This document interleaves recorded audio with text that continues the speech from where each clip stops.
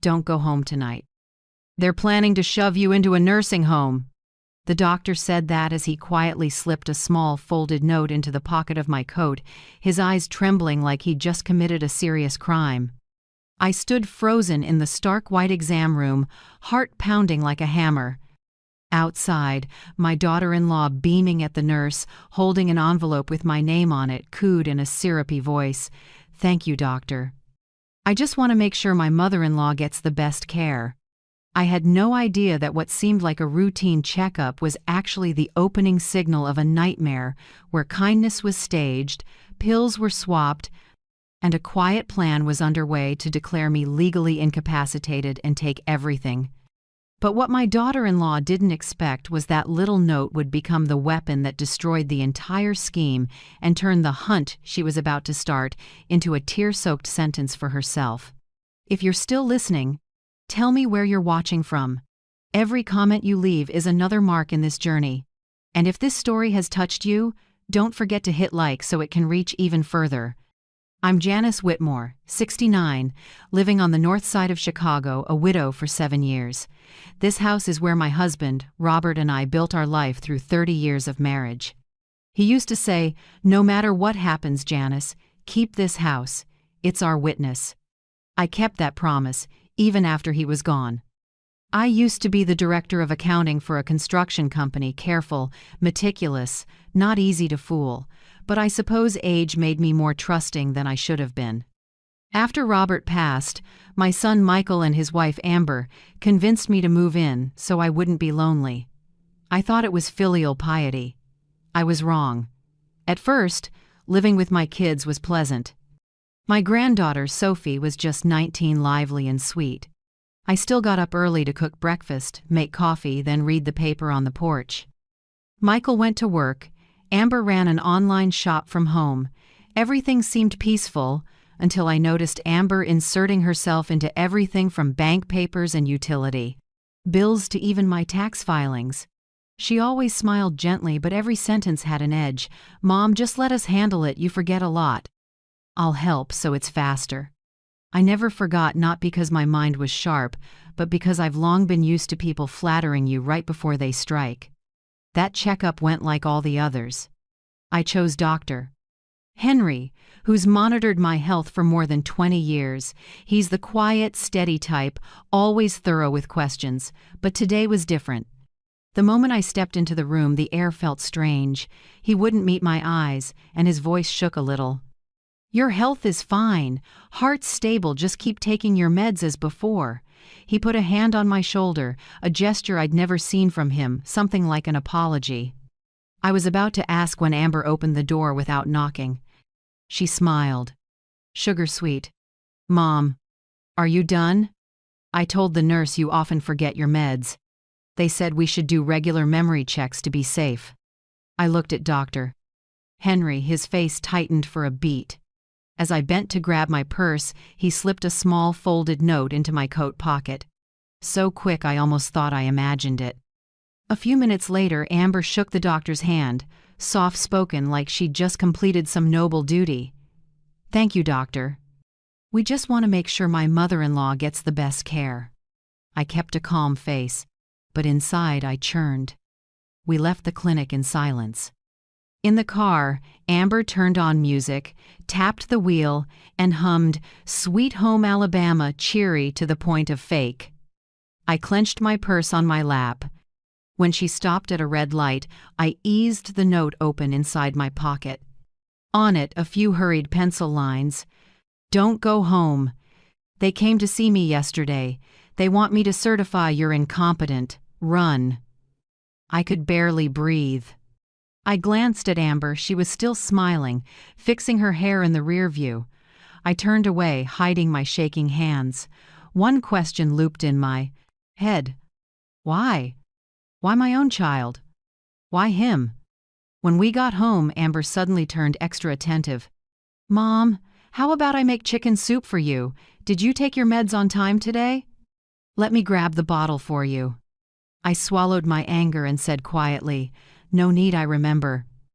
Amber smiled, a kind of smile that chills your spine. She opened the medicine cabinet, checked each bottle, then muttered just loud enough for me to hear, "Mom forgets a lot, always messes up the dose. Good thing I'm here." I didn't answer. I walked slowly to my room, heart still thudding. That evening, when Michael came home, Amber jumped right in. "I'm worried about Mom. The doctor said her memory is weak. I think we should talk early about power of attorney." Michael wouldn't look at me, speaking with a calm that felt cruel. "Mom, you should consider it. It'll make things easier for us to arrange. You wouldn't want chaos if something happened, right?" I forced a smile. "Okay, I'll think about it." Amber shot him a look triumphant. I saw it all. That night I sat alone in the living room, holding Dr. Henry's note.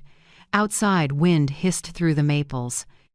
The house that used to be warm felt strangely cold, as if it knew something terrible was coming. I opened the safe and looked at what was left of Robert's things, some insurance papers, stock certificates, and the financial ledger only I knew the code to. I put everything back carefully. A vague fear rose in me, but beneath it was a low, steady flame. I would not let anyone take what Robert left me. As I was getting ready for bed, I heard Amber and Michael in the living room. I stood behind the door, heart clenching. "Amber, if Mom signs the transfer, the house goes to you. I've got it ready. As for the insurance, we just need the doctor to certify she's incompetent and it's done." Michael, "You sure? What if she figures it out?" Amber, "She's old, doesn't remember anything, and if she does, I'll handle it, trust me." I went numb. It felt like someone was crushing my chest. I slipped back to my room, tears falling before I could wipe them. "Doctor." Henry's note in my hand was damp with them. I knew I had to do something, not for revenge but to survive. I opened the closet, took out a small suitcase, and packed only the most important things: passport, savings book, our old wedding photo, and a USB with the original will I'd backed up. Each item felt like a piece of my life being cut away, wrapped up, ready to leave the place I once called home. Before closing the suitcase, I looked around the room, every photo, every book, every cup. Everything still carried Robert's presence. I whispered to myself, "I'm sorry, Robert, but I won't let them erase me from my own life." I tucked Dr. Henry's warning note into my coat pocket and stood before the mirror. The woman there wasn't a frail old lady anymore. She was someone ready to fight for the truth. I knew that from this moment on, I wasn't Michael's mother anymore. I was a woman being hunted by her own family, and deep down, I sensed this war would end in tears, but not mine. In the days that followed, the air in the house grew suffocating. I began noticing the small details I used to overlook, details that, under the light of Dr. Henry's note, turned chilling. That morning, when I walked into the kitchen, I saw Amber holding my heart meds, oddly intent. She smiled when she noticed me. "Mom, you're up early." "I'm just checking your pills, didn't want them past expiration." I stepped closer and took the bottle. The label was brand new, the name matched, but the dose was listed at double my usual. I asked, keeping my voice even, "Who changed this label?" Amber smiled sweetly. "I took it to the pharmacy for you. The pharmacist said this one works better." "You forgot, didn't you?" "Works better." That phrase echoed in my head, like a nasty refrain. I knew I hadn't forgotten. I was pretending. I nodded, acting grateful, and when she turned away, I hid that bottle in a drawer and swapped back the old one. After that, Amber turned strangely thoughtful. She made breakfast, tidied my room, even brought herbal tea to my bed every night. But her voice was so sugary it raised goosebumps. "Mom, drink this so you sleep better. You've been forgetful lately, probably stress," I answered with a thin smile. I knew she was building a case of a forgetful old lady, so one day she'd have evidence in court that I lacked legal capacity. At night, when Michael got home, they talked for ages in the living room. I sat upstairs with the light spilling over the railing, catching bits and pieces. Assisted living, psychologist, cognitive evaluation, the sooner the better. I shivered. They were preparing. Carefully. Step by step. A few days later, Michael started talking a lot about elder care, like he was comparing insurance plans. "Mom, I think we should find a place where a doctor can check on you every day. Amber and I are busy. What if you faint? I read about a high-end nursing center in Evanston. There's a pool, a garden." I asked slowly, "You think I should go soon?" "I just want you to get better care." It sounded reasonable, but the way he avoided my eyes said otherwise. It wasn't concern, it was relief. I looked at Sophie. She sat quietly, afraid to speak. She used to chatter about school. Now she only forced a smile and slipped away. I knew Amber had planted ideas in her head. Grandma is declining, needs supervision. Isolation seeped into every meal. Even the clink of knife on plate sounded like cold metal. I realized this house wasn't a home anymore. It was a stage where I was cast as the senile grandma and they played the dutiful family. I decided to act senile for real. I accidentally called Amber Alice, our old neighbor's name. I asked the same question twice, pretended to forget the stove, even let water overflow onto the floor. Amber was thrilled. She started recording my scattered sentences. I noticed her phone always set to record whenever she was near me. Once, I peeked at the screen when she left the phone on the table. The recorder list had dozens of files named "Mom Forgets Again," "Confused About Date," "Talks Nonsense." I smiled to myself. "Record away, Amber. Soon you'll see what you actually captured." One night, I was lying in bed when I heard Amber on the phone in the hallway. The door was slightly ajar. Her voice came through clearly. "No, I don't want any more delays. She won't last much longer anyway. The longer we wait, the messier it gets." I went cold. "Won't last much longer," the words scraped my skin like a blade. I grabbed my phone, opened the voice recorder, and set it by the crack in the door. Every word, every breath, I saved. She ended the call with a soft laugh. She didn't know that conversation was the first nail in her own case. The next morning, I kept playing naive and drank the tea she brought. She walked in, blonde hair, glossy, perfume too strong. "Mom, I made an appointment for you today. A psychiatrist. He's well known, he'll help your memory." I feigned hesitation. "Psychiatrist?" "I'm fine. It's just an assessment, simple. He'll ask a few questions." I nodded. Sometimes the best way to expose a liar is to let them believe you believe them. Amber drove me to a clinic in the suburbs. Small building, new sign, a doctor's name I'd never heard. The room felt icy, no medical files, just a desk, a computer, and a young man in glasses. He didn't look at me and spoke fast. "Do you forget often? Ever get lost in your own neighborhood?" Amber answered for me. "Yes. Last week she went to the market and forgot the way home." I smiled weakly. "Oh, sure. And I even forgot my husband's name." He didn't catch the sarcasm. He scribbled, then handed me a form to sign. A quick glance, nothing about memory testing. It was a general consent. But at the bottom there was a line for guardian signature. I pretended to lose focus and signed outside the box so my signature couldn't be used as evidence. Amber frowned and I murmured, "Sorry, my hand's shaky." As we left, she put an arm around me, voice sweet and sinister. "It's okay, Mom. Just a screening." "Let me handle it." I stared into the hallway mirror. An older woman with bright eyes holding a storm. I said silently, "Go ahead, Amber. I'll handle it too, my way." That night, I sat by the window listening to rain tick on the awning. Inside, Amber and Michael talked about taking a vacation. They laughed like there'd never been a note slipped into my pocket. I opened my phone and replayed Amber's line. "She won't last much longer." Her voice in the dark sounded hollow like a crypt. I gripped my phone. Time to bring in someone who knew the law better than they did. I opened my contacts and found Grant Meyer, the older attorney who'd helped Robert and me with investments years ago. I called.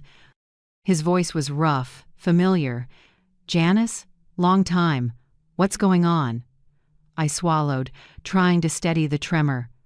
"Grant, I think my family is planning to hurt me." Silence for a few seconds. Then he spoke slowly. "Start from the top."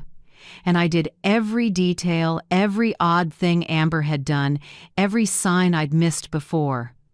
When I finished, he sighed. "You did the right thing calling me. Don't panic, Janice. From now on, record everything they do and say. You're not alone." I hung up and looked out the window. The rain had stopped. Streetlights reflected on the foggy glass, and in it I saw my face tired but clear. I knew the game had changed. If Amber wanted to make me the one who forgot, I'd make sure. She forgot what safety feels like. In the days that followed, the air in the house grew suffocating. I began noticing the small details I used to overlook. Details that, under the light of Dr. Henry's note, turned chilling. That morning when I walked into the kitchen, I saw Amber holding my heart meds, oddly intent. She smiled when she noticed me. "Mom, you're up early. I'm just checking your pills, didn't want them past expiration." I stepped over and took the bottle. The label was brand new, the name matched, but the dose was listed at double my usual. I asked, keeping my voice even, "Who changed this label?" Amber smiled sweetly. "I took it to the pharmacy for you. The pharmacist said this one works better." "You forgot, didn't you?" "Works better." That phrase echoed in my head like a nasty refrain. I knew I hadn't forgotten. I was pretending. I nodded, acting grateful, and when she turned away, I hid that bottle in a drawer and swapped back the old one. From that day on, Amber became unusually attentive. She cooked breakfast, cleaned the room, even brought herbal tea to my bedside every night. But her voice was so sweet it gave you goosebumps. "Drink the tea, Mom, it'll help you sleep. You've been forgetful lately, probably just stress," I answered with a thin smile. I knew she was slowly building the image of a forgetful old woman so that one day she could present evidence in court that I no longer had legal capacity. In the evening, when Michael got home, they talked for a long time in the living room. I sat upstairs with the light spilling over the banister, catching only a few words here and there. Nursing center, psychiatrist, cognitive evaluation, the sooner the better. I shivered. They were preparing, carefully, step by step. A few days later, Michael started talking a lot about elder care, like he was comparing insurance plans. "Mom, I think we should find a place where a doctor checks on you every day. Amber and I are busy. What if you faint?" I read about a high-end nursing center in Evanston. They've got a pool, a garden.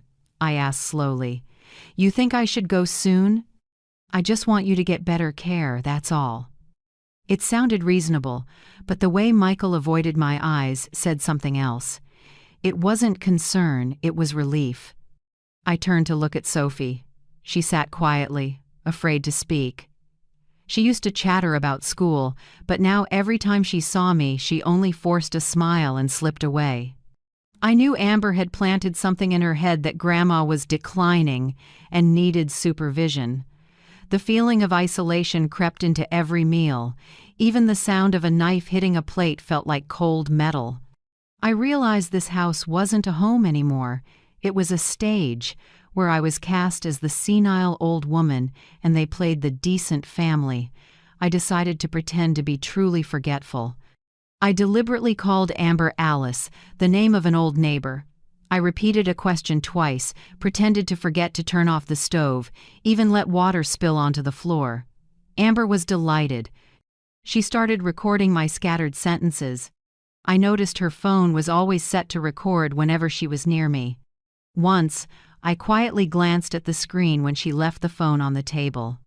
In the recordings list were dozens of files titled "Mom Forgets Again," "Confused About Date, Talks Nonsense."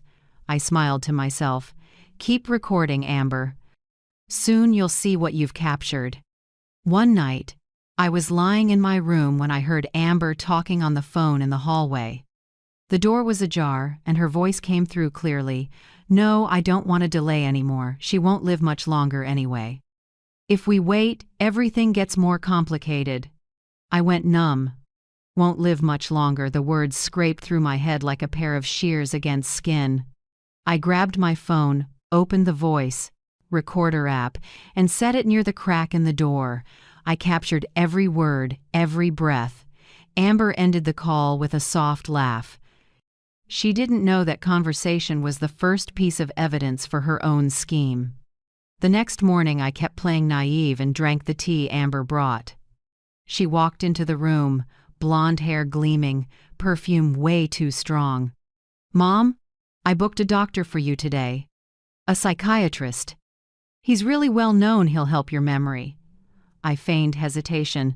"A psychiatrist? There's nothing wrong with me. You just need an evaluation, super simple. He'll ask a few questions." I nodded.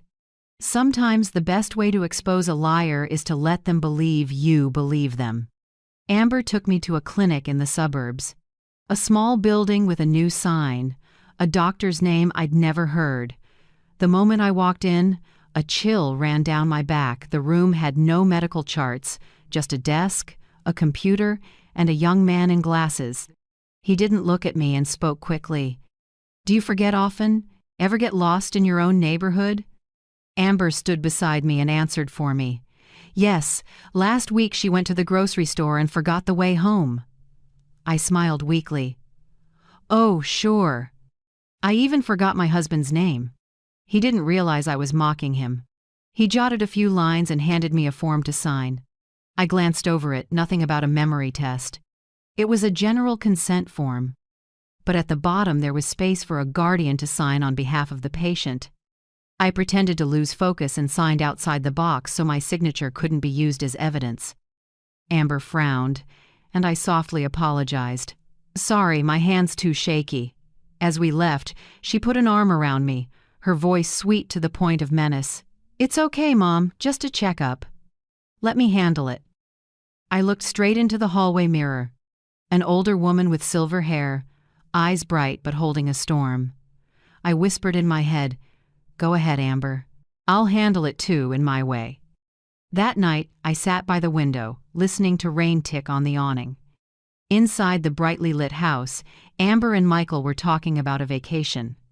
They laughed as if no note had ever been slipped into my coat pocket by Dr. Henry. I opened my phone and replayed Amber's line, "She won't live much longer." Her voice in the dark sounded cold and hollow, like a crypt. I gripped my phone. It was time to bring in someone who knew the law better than they did.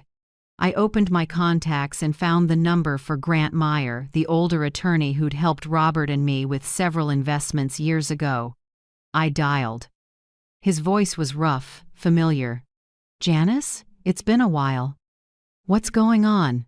I swallowed, trying to steady the tremor in my voice. "Grant, I think my family is planning to hurt me." There was silence on the other end for a few seconds. Then he spoke slowly. "Start from the beginning." And I did every detail, every small thing Amber had done, every odd sign I'd missed before. When I finished, he sighed. "You did the right thing calling me. Don't panic, Janice. From now on, record everything you do and everything they say. You're not alone." I hung up and looked out the window. The rain had stopped. Streetlights reflected on the foggy glass, and in it I saw my face tired but clear. I knew the game had changed. If Amber wanted to make me the one who forgot, then I'd make sure she forgot what safety feels like. The next morning, I met with Grant Meyer as scheduled. His law office was on the 12th floor of an old building in downtown Chicago, still smelling of oak and bathed in warm yellow light through the blinds. Meyer was past 70 now, hair mostly white, but his eyes were as sharp as when he represented my husband in investment deals. When I retold everything, he didn't interrupt, just sat with his fingers interlaced, nodding from time to time. When I finished, Meyer leaned Forward, voice low and steady. I believe you. And I don't think this is just a family issue. He opened his laptop and asked me to provide copies of the documents Amber had helped me organize. I pulled a folder from my purse bank. Statements. Insurance. The house deed. Meyer read quickly, then stopped at a medical form with my signature. He tapped the bottom of the page, where a bold line read, "Patient shows signs of mild cognitive decline." His eyes darkened. "Did you ever sign this?" "No. I've never seen it." "That's what I thought." He grabbed his phone, called someone on his private investigative team, and asked them to check filings at the Cook County Court. In under 2 hours, the result came back clear.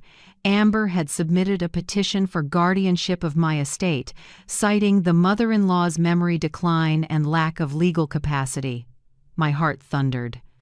Meyer continued, voice dry and cool. "I looked through the file. They also submitted a psych evaluation, that specialist appointment you mentioned. The paper says you consented." I let out a bitter laugh. "Consented, huh? I signed in the wrong place. How are they still using it?" Meyer replied, "If a signature exists, they'll claim impaired cognition. But don't worry, I'll show it's invalid." He jotted a few lines in his notebook. "We need direct evidence, audio and video." "Can you do that?"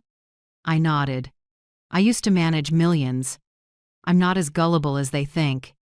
That afternoon, I went home and acted normal. Amber greeted me with a too bright smile, like she feared real light would crack the mask.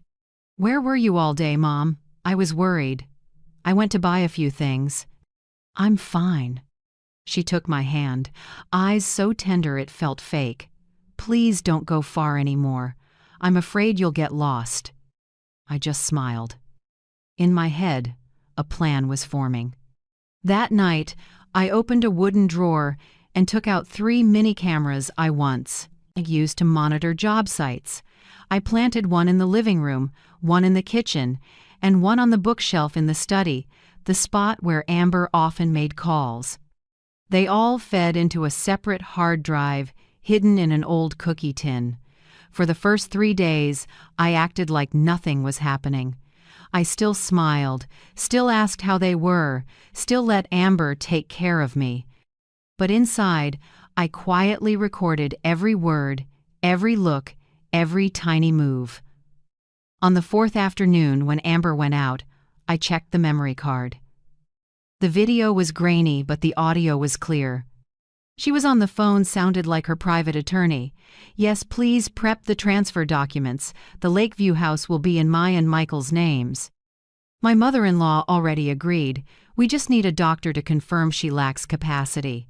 "Yes, I'll email the medical records and a copy of the will." "And don't forget, I need legal paperwork so I can sell it right after my name is on it."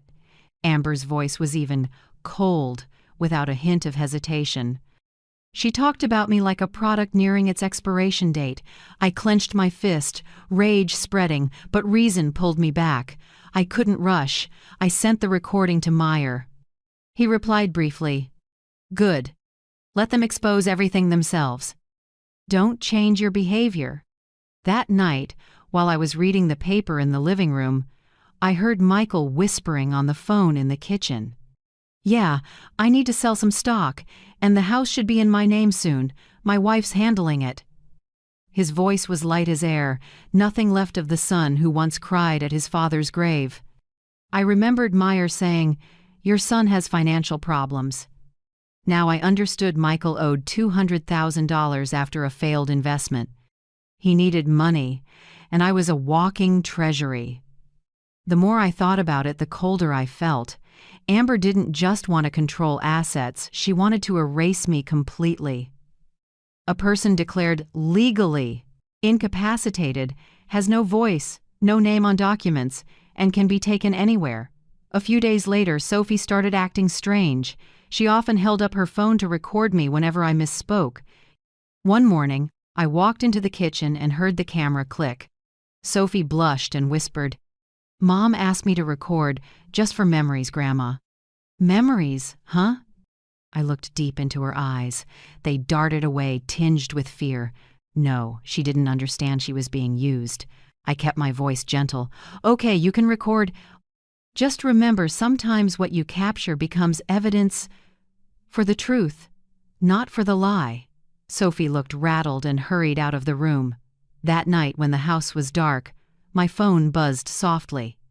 An unknown number, Dr. Henry. I stepped onto the porch and answered in the dark. Mrs. Janice? I can only speak briefly. They came to see me this afternoon with an envelope. They wanted me to sign a report saying you have severe memory decline. And you? I refused, but I'm afraid they'll find someone else. You should leave before it's too late. His voice was urgent, carrying real fear. I thanked him, hung up, and stood silently in the night. On the empty street, the yellow lights stretched out like warning lines. I walked back inside and looked around. Everything was calm, but under the calm was a minefield ready to blow. I knew what I had to do. I pulled out the hard drive holding all the footage from the 3 cameras. I spent the whole night backing everything up onto 3 USB drives. I labeled each one differently and hid them in separate places. One under the soil in the orchid pot, one in Robert's old drawer, and one in the pocket of the coat I always wore. When I finished, I wrote a short note and left it on the dining table. If you're reading this, it means I'm no longer here. Don't look for me. I set the pen on top, right next to our wedding photo. Robert's eyes in the picture were as gentle as ever, but I knew if he were alive, he would never have let this happen. I changed clothes and took a small suitcase. Inside were only a few outfits: the savings book, my phone, and an old family photo. I glanced at the clock. 2 a.m.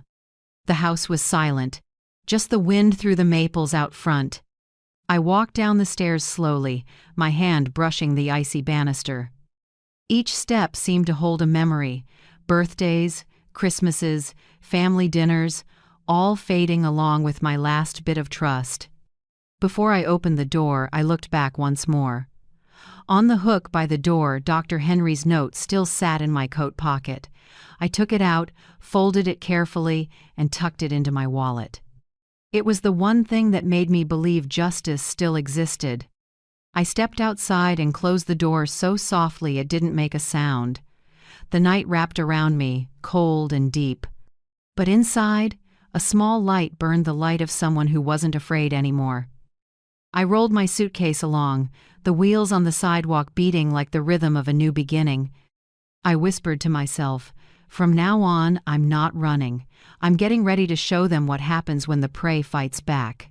And with that, I disappeared from that house. No one knew, but when morning came, Amber would wake in an empty home, never imagining the prey she thought was cornered had started hunting back. I left Chicago that same night. The cold wind off Lake Michigan slapped my face like tiny blades, but I couldn't feel a thing. There was only one goal in my mind: vanish before they could do anything else. I caught the earliest bus to the southern suburbs and got off in a small town called Naperville, where nobody knew who I was. I rented a cheap room on the second floor of an old brick building, registered under the name Grace Walters, the name I once used for a bookkeeping class 40 years ago.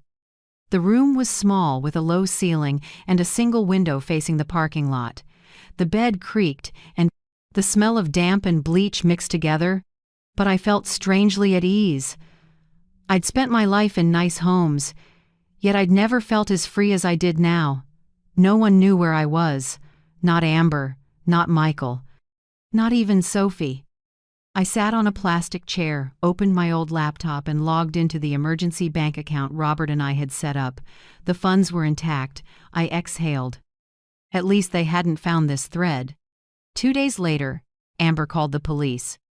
The first news I saw was on a local website: elderly woman with dementia missing, family fears for her safety. Below the post was my photo-kind face, soft smile from last year's birthday. I stared at myself on the screen, a lump in my throat. Part of me wanted to scream that they were lying. The other part gave a bitter smile because now Amber had tightened the noose she made for herself. She pretended to be worried, crying on camera, her hands trembling as she held my photo, voice breaking. My mother went somewhere in the night. She didn't take her phone, no money. If anyone sees her, please call us. Mom, I just want you to come home. Amber thought fake tears could hide her guilt, but the truth always finds its way back. Do you believe it that justice, even late, still arrives? Tell me how you feel in the comments. I sat in the dark motel room, watching that image on an old TV, feeling sad, angry, and strangely pitying all at once. Amber was a better actress than I'd thought. She knew exactly how to make the world believe she was the dutiful daughter-in-law worried about a confused mother-in-law, but there was one person she couldn't fool: Grant Meyer. From Chicago, Meyer kept working quietly. He contacted a private investigator, a former cop named Harris, to team up. Meyer called me on the safe number we'd set, one ring, then hang up, like a signal that everything is fine. 3 days later, he sent an encrypted email. Amber opened an additional credit card in your name. Total debt, $18,600. We've collected the evidence. I trembled reading that line. She didn't just want the house, she wanted to destroy my name and credit, to turn me into someone legally incapacitated in the eyes of the law. I replied briefly, "Thank you. I'll stay quiet." Saturday night, I turned on the TV for the news. On screen was Amber, light makeup, red-rimmed eyes, hands clasped during a live interview. "I just hope someone helps us find my mother. She could be out there, lost, not remembering who she is." She paused, bowed her head, voice catching. Next to her was Michael, looking tired, but without a single real tear. A ticker ran along the bottom. "Whitmore family asks community to help find missing person." I looked at my own eyes on the screen and felt a stab inside. The name Whitmore, my life's pride, had become a cheap media ticket. Then I saw Sophie. She stood behind Amber, and her eyes were truly swollen from crying. When the reporter asked, she said softly, "I just want my grandma to come home." I lifted my hand to the screen without realizing it, tears slipping down my face. Sophie was still the child I'd held in my arms, the only light in that family. But I couldn't show up. Not now. If I returned, all the evidence would lose value, and every plan would collapse. That night, I couldn't sleep. I wrote to Meyer to say I was safe and would keep in touch through the encrypted inbox. I also asked him to send an anonymous envelope to Sophie's house, just a single note that read, "Don't believe everything you hear. I'm still here, and I love you." No signature. I knew she would understand. A week passed. I lived quietly in the small room. By day, I walked to the shop near the bus stop for canned food. At night, I opened my laptop, read the news, and took notes on every detail about my disappearance. Every time Amber's face appeared on TV, I thought, she's tightening the rope around her own neck. I remembered what Meyer said, "If you want to catch a liar, let them talk as much as possible." And Amber was talking, non-stop. One afternoon, Meyer sent me Harris's first report. It was only 10 pages, but every line cut deep. Amber used the extra credit card in my name to buy jewelry, designer bags, and put down a deposit with a real estate brokerage. She contacted at least 3 law firms to discuss transferring assets of a legally incapacitated person. Michael sold a portion of my stock through the joint account I'd once allowed him to access just for paying bills. And most important, Amber was listing my house for sale. Harris also included a screenshot from the brokerage site. "Beautiful vintage house in Lakeview, Chicago. Ownership transfer pending. A beautiful vintage home in Lakeview, Chicago. Ownership transfer pending." Right below was the asking price, $1.2 million. I stared at that number, and my heart twisted. Not because of the money, but because of the memories. Every brick, Every stair in that house held the sweat and love of Robert and me, and now it was being listed like merchandise by the very person who used to call me Mom.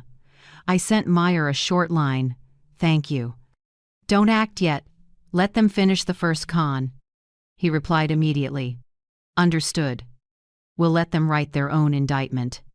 I closed the laptop and looked out the window. The sunset washed the suburban sky red. Kids played in the courtyard, their laughter echoing between old buildings. I wondered if Sophie still laughed like that. I whispered, "Give me a little more time, Sophie. When everything is clear, I'll come home." Then I drew the curtains, turned off the light, and sat quietly in the dark. It wasn't fear anymore, it was the patience of someone who knows she's on the right side of the truth. The first autumn wind slipped through the doorframe, carrying damp earth and dry leaves. I closed my eyes and imagined Amber signing the sale contract, still smiling with confidence. She didn't know every signature was turning into a fingerprint of guilt, and somewhere out of her sight, I, the woman she thought was senile and gone, was gathering every piece to bring justice back. I stayed in Naperville for nearly 2 more weeks, quietly tracking Amber's every move through Meyer's updates. She was moving fast, too fast, and that was the fatal flaw of someone who thinks she's already won. One morning, Meyer called me to a small office he'd rented to work off the radar.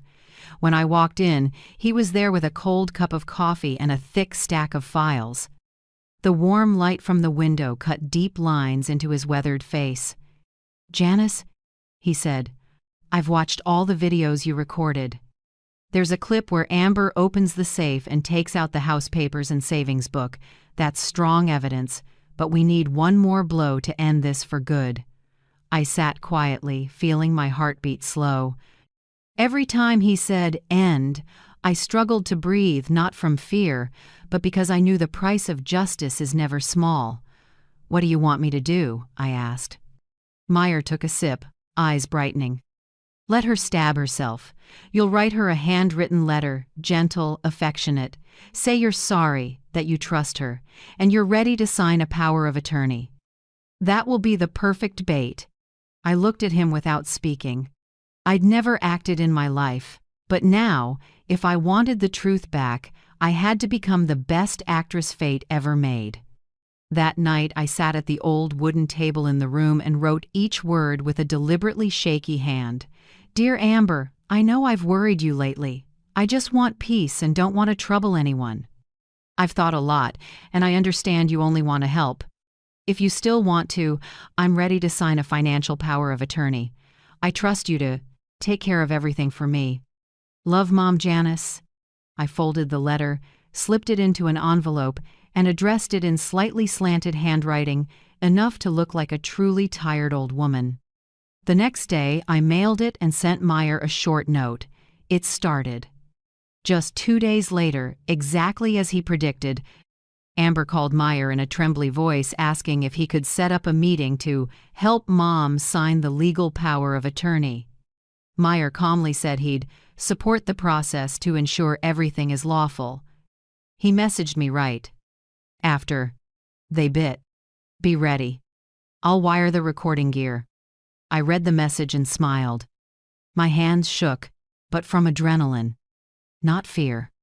It was time to step back into the role of frail Janice that Amber believed in. The day before the meeting, Meyer came to my room. He brought a silver vintage watch, simple on the outside, but with a tiny mic inside, connected to a recorder in his jacket. "Just wear it. Don't talk much, let them talk," he advised. I nodded, brushing the watch face. It was cold and heavy, like time itself moving toward the moment of reckoning. "What if they get suspicious?" I asked softly. "Amber thinks you're losing it. You can say anything a confused person would say. Let them believe it one more time." The signing was set at the house, the home that used to be my haven. When Meyer's car pulled up, I saw Amber waiting by the door, neatly dressed, smiling like she was about to receive a prestigious award. "Mom," she said, wrapping an arm around me, syrupy, sweet. "I'm so happy. You came back." I forced a shaky reply. I missed you, my good daughter-in-law. Meyer followed with professional calm. Amber led us to the living room, the papers already laid out. Michael sat beside her, silent, eyes dodging mine. This is the power of attorney, Amber said, setting the packet on the table, her voice quivering with excitement. Once you sign, Michael and I will manage everything for you. I looked through the pages, lines of dense text, and I spotted Edith's phrases like full authority to transact and dispose of assets, including real estate. She was careful, but not careful enough. I raised my eyes and asked softly, "This is so you can help me, right?" Amber smiled, voice firm. "Of course, Mom. After today, everything will belong to the family." Belong to the family. The words drifted out lightly, but in my ears they clanged like chains locking a soul. I gave a weak smile and picked up the pen. I made my hand shake on purpose, scrawled a crooked line, and signed way below the designated line.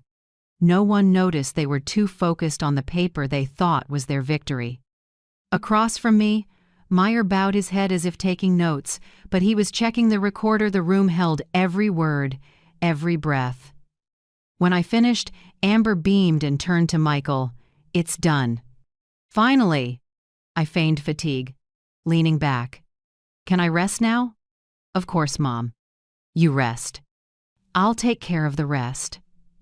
I stood slowly and lightly touched Michael's shoulder.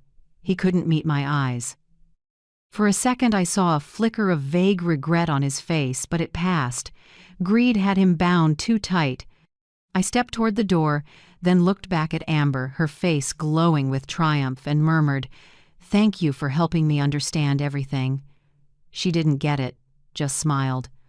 "I always want what's best for you." The door closed, and Meyer followed me out. In the yard, he spoke quietly, eyes gone cool. "It's all recorded. The police get a copy in the morning." I drew a deep breath and said nothing. The lake breeze carried the smell of dead leaves. I looked up at the roof, once a safe place, now a crime scene of betrayal. As the car pulled away from Lake View, I glanced back one last time. Dusk washed the house in amber light, the windows glowing like a candle about to burn out. I knew that when the sun rose tomorrow, Amber's life would never be the same. Meyer drove in silence. At the corner, he handed me a USB drive. "A copy of the video. You should keep it." I took it, my hand a little unsteady. "Thank you, Grant. Not just for justice, but for believing me." "No, thanks needed.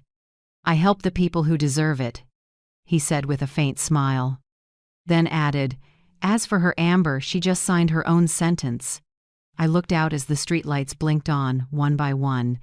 In that light, my reflection looked older, more tired and stronger than ever. Amber thought she'd won, but today was the day she started to lose. And I, the weak prey in her mind, had finally turned that weakness into a steel trap, snapping shut on the scheme right in the traitor's laughter. That morning, Chicago wore a cold gray like ash. I sat in the back of Meyer's car, watching the bare trees slide past the window. He gripped the wheel, eyes steady. We had waited weeks for this, the moment when justice would stop being abstract. "Are you sure, Janice?" Meyer asked quietly. "I've been sure since the day they signed that paper," I answered, calm. Ahead was the Lakeview house, the home once full of laughter, now hung with a sign, "For sale, open house today." Little flags fluttered in the wind. On the porch, I heard Amber chatting with an agent. She was still smiling, still confident, still believing the world fit in her hand. I didn't need to hide anymore. Today I would walk in as the true owner of this house and close the nightmare named Amber Whitmore. 2 plainclothes officers came with Meyer. They rang the bell, and seconds later the door opened. Amber, in a sleek beige dress, froze when she saw me. Her smile hardened. Her eyes went wide. Her lips moved, but no sound came out. You dared to set me up?" I looked at her evenly. No, Amber. You set yourself up. I just waited for you to walk into it. The air turned heavy. Michael stepped out of the living room with his phone in hand and stopped dead when he saw me. His face drained, then twisted into confusion. Mom, I thought it was all done. Never, Michael, I said. Not even close. I walked into the house. Everything was as I remembered: the green rug, our wedding photo on the wall, Amber's perfume lingering in the air. But instead of comfort, I felt only cold, as if I were entering a stranger's home. The officers read the order. Miss Amber Whitmore, we have a warrant to search and seize all devices and documents related to suspected fraud, forged medical records, and asset theft. Amber went pale, stepping backward. What? Is this a joke? I'm just handling legal procedures for my mother-in-law. Meyer didn't say a word. He simply opened his leather briefcase, took out a thick stack of files, and set it on the table. Here's the evidence. Falsified medical records, a guardianship petition with your signature, and the recording of the signing that the police and I supervised. Amber shook her head and gave a bitter laugh. No, you're making this up. She's delusional. She invented all of this to get back at me. Meyer didn't respond. He opened his laptop and played the video. Footage of Amber opening the safe and taking documents. Footage of her calling her lawyer. After today, everything will belong to the family. Footage of me deliberately signing off the line. Then my last words. Thank you for helping me understand everything. It echoed through the room like an indictment. Amber froze, her face drained of color. That's impossible. How did you get any of this? I looked straight at her. Did you forget? You taught me how to sign to let you handle it. I only did exactly what you said. Michael collapsed into a chair, head in his hands. Oh God, this has gone too far. It went far. I said slowly, when you agreed to let them open a credit account in my name, when you stayed silent while they forged records. He said nothing, just bowed his head, his shoulders shaking. I knew there was still a scrap of conscience in him, but it was too late. Sophie stood pressed against the staircase, her face pale. When I looked her way, she burst into tears. I'm sorry, Grandma. I didn't know they did this. Mom told me you were weak, that you needed to rest. I held her gently. It's all right, Sophie. Now you see the truth. Just remember, never stay silent in the face of wrong. The officers kept working. One collected the computers, another took the hard drives, phones, and a pile of papers spread across the table. An officer said, "Everything matches the evidence Miss Whitmore provided." We also found emails with 2 law firms about transferring assets of a legally incapacitated person. Amber sprang up, shouting, "No, it's all fabricated." I was only trying to help my mother-in-law. I love her. Her voice cracked, shrill like metal scraping the air. Meyer stayed calm. Love? Then I'm sure that explains forging documents and opening credit cards in her name? Amber fell silent, lips pressed tight. Right then, Dr. Henry walked in. He wore a long coat and carried the original files. Seeing him, Amber nearly screamed, "What is he doing here?" Dr. Henry looked at her, sad more than angry. "I'm here to tell the truth. You came to my office and asked me to sign a false statement that Miss Janice had dementia. You said I would be properly compensated. I refused, and I reported it." Amber trembled. "You're lying. I only asked for an opinion." He shook his head. "I still have the recording. You clearly said, if the doctor agrees to sign, I'll send a $5,000 gift. Would you like to hear it?" Amber stepped back, her mouth open with no words coming out. The officers moved in with handcuffs. Michael didn't resist. He turned to me, his voice hoarse. "Mom, I'm sorry." I looked at him, eyes wet. "I forgive you, Michael, but you'll pay for your silence. Your silence hurt me more than any words." The officers read the arrest rights.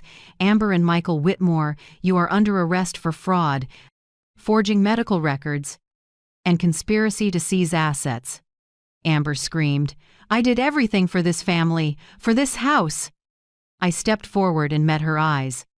"No, Amber, you did everything for greed, and that greed burned your family down. When the patrol car pulled away, the house fell quiet again. Wind rattled the for sale sign until it tilted."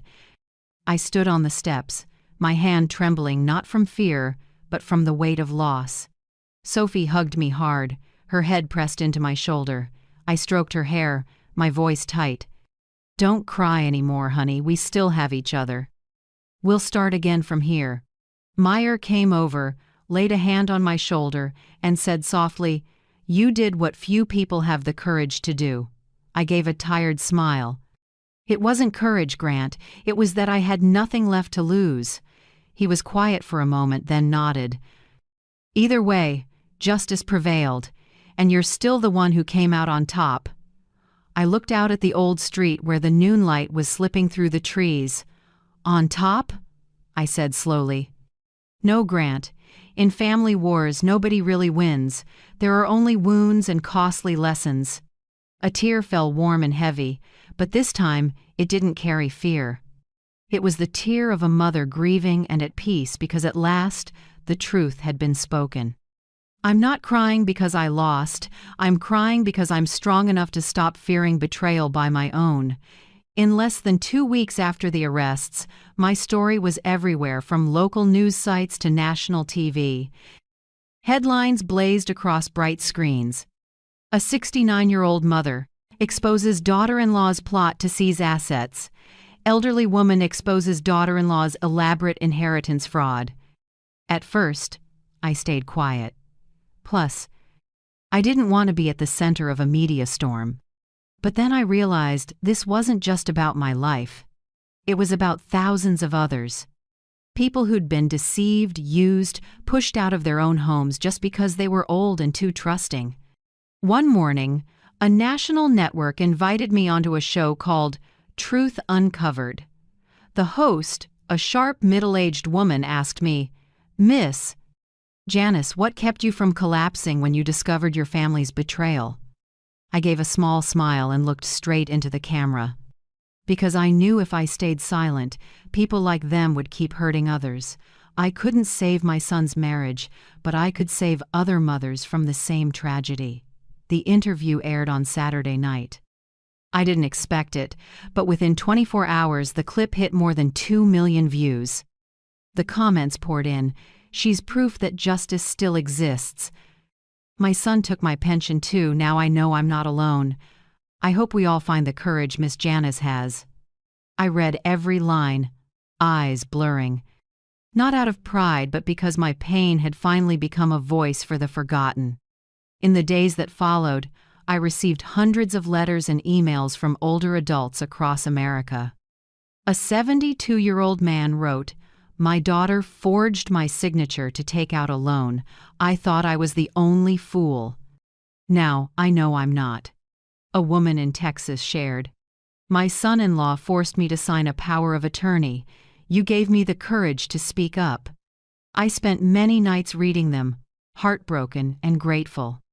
I understood that my story was no longer a private tragedy but a warning to society about elder abuse within families. But Amber didn't stop.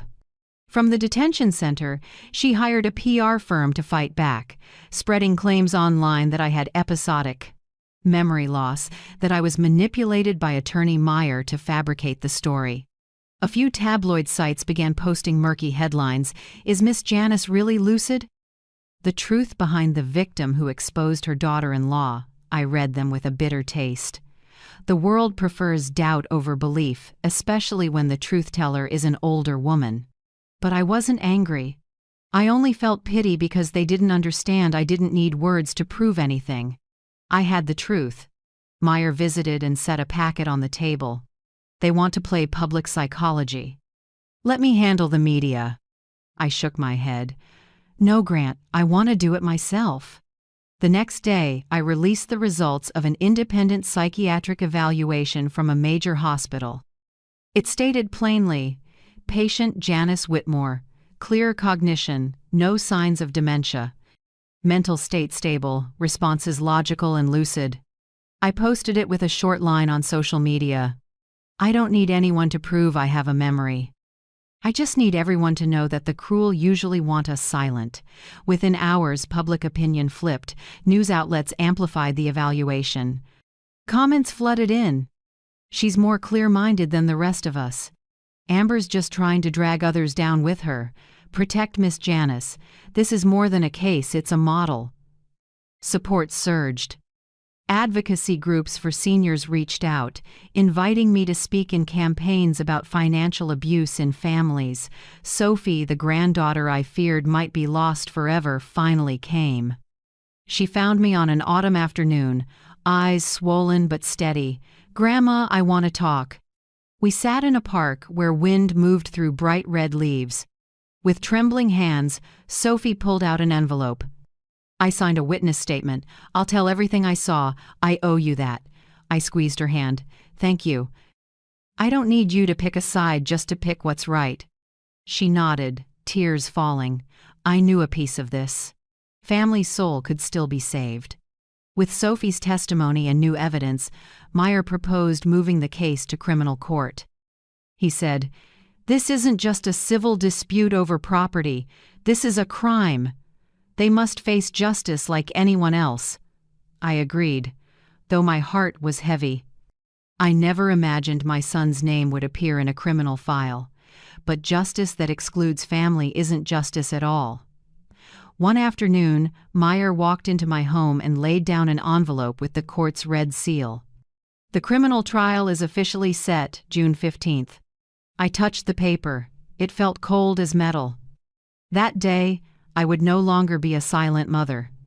I would be the witness to my own life, a woman betrayed and underestimated, who stayed clear-headed enough to reclaim her name. I looked up at Meyer, my voice steadier than ever. "Good. That day I won't cry. I'll speak for everyone who's been treated like me." Outside, early summer wind carried the scent of lavender from the small garden. I knew the road ahead was long, but the darkness had begun to recede. And this time, I would walk into court not as a victim, but as a woman carrying the light of truth. June 15th came faster than I expected. That morning, Chicago shone bright, the kind of light people call the light of truth. I stood before the Cook County Courthouse, gripping Robert's old leather wallet. Meyer stood beside me, calm as always, though I sensed a deeper gravity in his eyes. "Are you ready?" he asked. "I've waited for this day too long," I answered, oddly calm. The courtroom was packed. The gallery held reporters, cameras, and older folks who'd written to support me. Many carried small signs, "Justice for Janice." As I entered, I saw Amber at the defense table. She wore a black dress, hair pulled back, makeup light. Her eyes darted away. Beside her sat Michael, gaunt, hands trembling. I drew a deep breath. In that moment, I felt the bitter truth of this tragedy. Everyone here had once been family. When the trial opened, the prosecutor rose, voice firm. "Your Honor, this is a case of fraud, falsified medical records, and organized asset theft.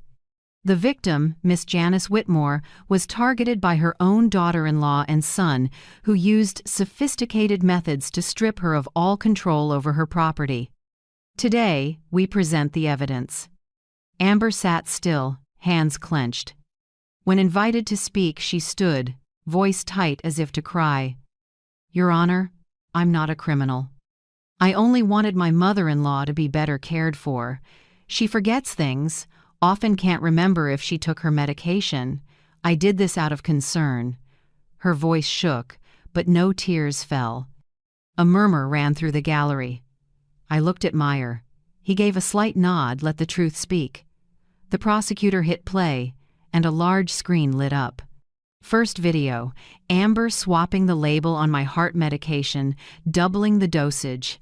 Then her opening the safe, pulling papers, and making calls. Next, the signing scene with her voice clear as day. "After today, everything will belong to the family." The courtroom went silent. The prosecutor turned to Amber. "Do you deny this is your voice?" Amber bit her lip and said nothing. Myers stood and spoke slowly. "This video was recorded legally by Miss Whitmore and me, with law enforcement oversight. Not a single detail was edited." A soft ripple of reaction moved through the audience. Then it was Michael's turn on the stand. He looked like someone who hadn't slept in days, sunken eyes, voice so low he needed the mic. I admit I was wrong. I let Amber control me. She said if I didn't help, she'd leave me and take Sophie. I was weak. I was wrong." The prosecutor asked, "Do you know that forging documents and defrauding someone of their assets is a criminal offense?" "I know, but I thought no one would find out." I looked at him, my heart splitting. In my memory, Michael was a good boy who loved books and helped me bake. Now there was only a man bowing his head in shame. Sophie was called next. She wore a white shirt, hair tied low, clutching a stack of papers. Standing before the court, she trembled, but her voice was clear. "My grandmother has never had dementia. She's more clear-headed than all of us. My mother made everything up. I only did what she said because I was scared," the judge asked. "Do you have any evidence for your statement?" "Yes. I heard my mom talk with my dad about making Grandma seem confused. I also saw her switch Grandma's medication." The room buzzed. Sophie lowered her head, tears rolling down. I couldn't help it, my tears fell too, but they were tears of relief, because she had chosen the truth. Finally, Dr. Henry took the stand. He slowly removed his glasses, his voice steady, each word distinct. "Defendant Amber Whitmore came to see me and asked me to sign a false certificate stating that Miss Janice had severe cognitive decline. She said she would pay if I would help finish a family matter. I refused and reported it immediately." He held up the original medical records with the hospital seal. "These are the real files. Miss Janice is fully lucid. And these copies Amber submitted were altered and forged." Amber suddenly shot to her feet and screamed, "You're lying! I only asked for an opinion. I didn't do anything wrong." The judge struck the gavel. "Order!" When all witnesses were done, the prosecutor stepped to the center of the room, voice ringing. "Your Honor, this is not a family misunderstanding. This is an organized scheme to seize assets carefully planned, prepared, and driven by clear motive. The goal was to take everything from an elderly woman." Amber looked down. Michael clenched his hands, silent. I looked at them, two people who once called me Mom, now standing in the dock like strangers. The judge turned the pages, speaking in a calm but stern voice. "The court finds that the physical evidence, witnesses, and testimony are consistent. Defendant Amber Whitmore masterminded the scheme, falsifying medical records and deceiving legal authorities to seize assets. Defendant Michael Whitmore was an accomplice, aware of the conduct and failing to stop it." The room held its breath. The judge paused for a few seconds, then continued. "This is a serious violation of the law and, above all, a blatant betrayal of trust, family bonds, and basic morality." Amber broke down. Falling to her knees, "I did it because I needed money. I had no other choice." I stood and looked at her, my voice calm but heavy as stone. "And I need justice." A long, suffocating silence. No one said another word. At last, the judge spoke. The court sentences: Defendant Amber Whitmore 12 years in prison for fraud, forging medical records, and conspiracy to seize assets. Defendant Michael Whitmore 9 years in prison as an accomplice. The court also issues a lifetime protection order for Miss Janice Whitmore under the Elder Protection Act. The gavel struck 3 times clear, final, irreversible. Amber collapsed into her chair, wailing. Michael sat motionless, hands covering his face. I closed my eyes and let the echo of the gavel ring through me like a bell closing a chapter. I didn't feel joy or triumph, only relief, because at last the truth had been spoken and justice had a place to stand. Meyer laid a hand on my shoulder. "You did it, Janice. They'll never hurt anyone else again." I nodded and said softly, "Thank you, Grant." Not because I won, but because justice did. I walked out of the courtroom. Afternoon sunlight spilled across the hallway, warm and clear. I paused for a few seconds and drew a deep breath.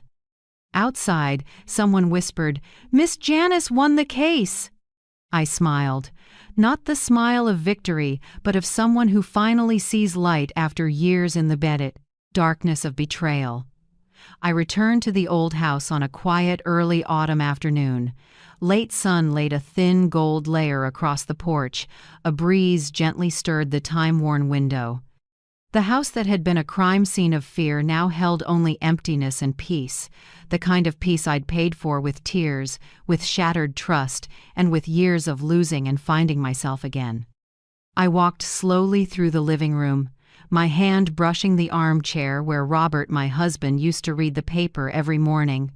Dust veiled our old wedding photo, but his eyes still looked at me as kindly as ever. I spoke in my heart, "It's over now, Robert. I kept our home, and more than that, I kept myself." Sophie moved in with me. She wasn't the naive college kid led around by her mother anymore. She was different now, grown, grounded, with a courage in her eyes I'd never seen before. In the mornings, we made coffee, tended the roses out front, and sorted through old files.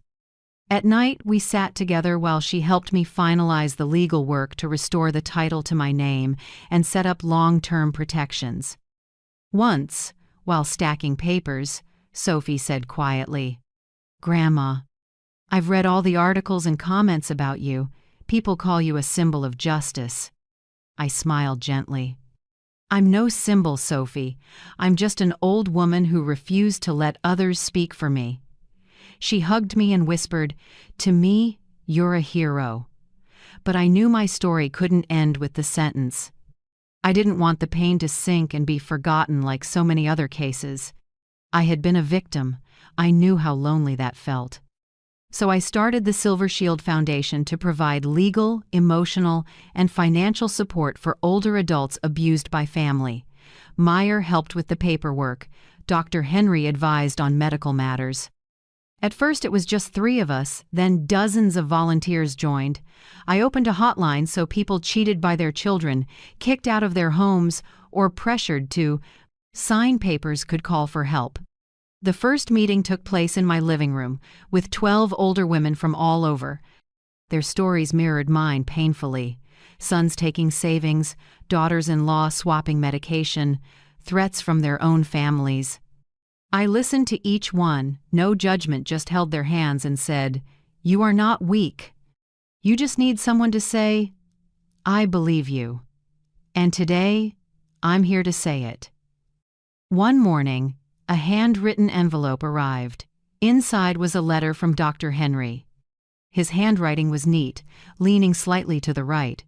"Miss Janice, I only did what was right, but you turned it into something extraordinary. I've been a doctor for more than 30 years, and I've never seen courage that earned my respect like this. Thank you for reminding me why I chose medicine in the first place, to protect people from injustice, not only from illness." I folded the letter, tears slipping down. Not just from emotion, but from realizing that every kind act, however small, reaches farther than we imagine. As Silver Shield's counseling settled into rhythm, many came to me for advice. A 74-year-old woman from Ohio said she was afraid to sue her son because he's blood. An 80-year-old man admitted he'd signed over his house just to keep my son from being mad. I didn't tell them to seek revenge. I said, "Justice isn't about letting hatred win. Justice is about not disappearing from your own life."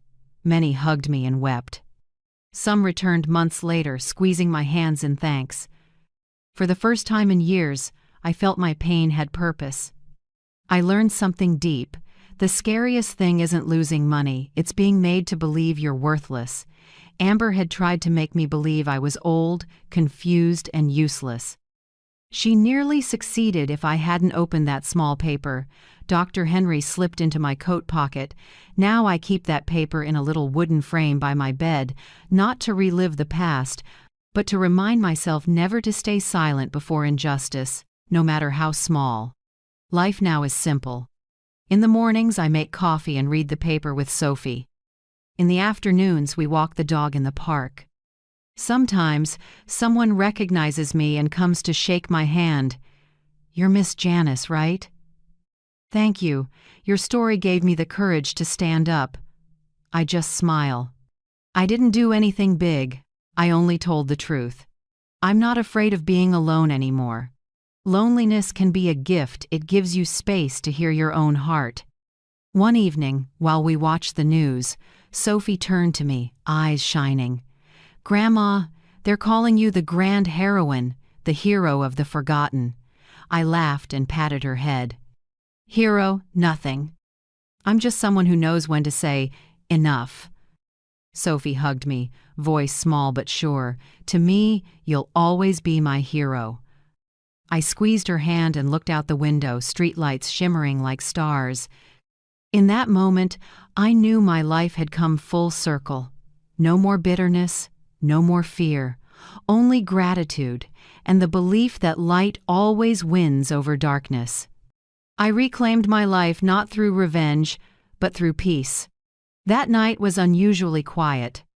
The house held only the steady tick of the clock and warm yellow light on faded walls. I sat at the desk with a blank sheet of paper, an old fountain pen, and a steaming cup of tea. I meant to write a letter not to send, but to finally say what I had never fully said. "Dear, I kept our home." Just 7 words, and my tears fell. This house is sweat and youth, the winters, when you worked extra night shifts to finish the mortgage, the summers we painted the fence and planted the maple by the porch. I remember each piece of memory the morning you took me outside and smiled gently, saying, "Never sign anything if you don't fully understand it." Back then, I laughed and thought you were too cautious. Who could have known that one reminder would save me decades later? Without you, without that line, I might have signed the power of attorney, lost everything, the house, my name, and myself. I kept writing, slowly, as if talking to someone still sitting across from me. "You know what? It's over now. Amber and Michael have paid the price. But I'm not angry anymore. In this house, there is only peace, the peace you always wanted for me." I set down the pen and looked around the living room. Our wedding photo was still in its old place, and beside it, something new. The paper Dr. Henry slipped into my pocket. I'd placed it in a small wooden frame next to your picture, not just because it saved me, but because I want it as a symbol of warning and kindness.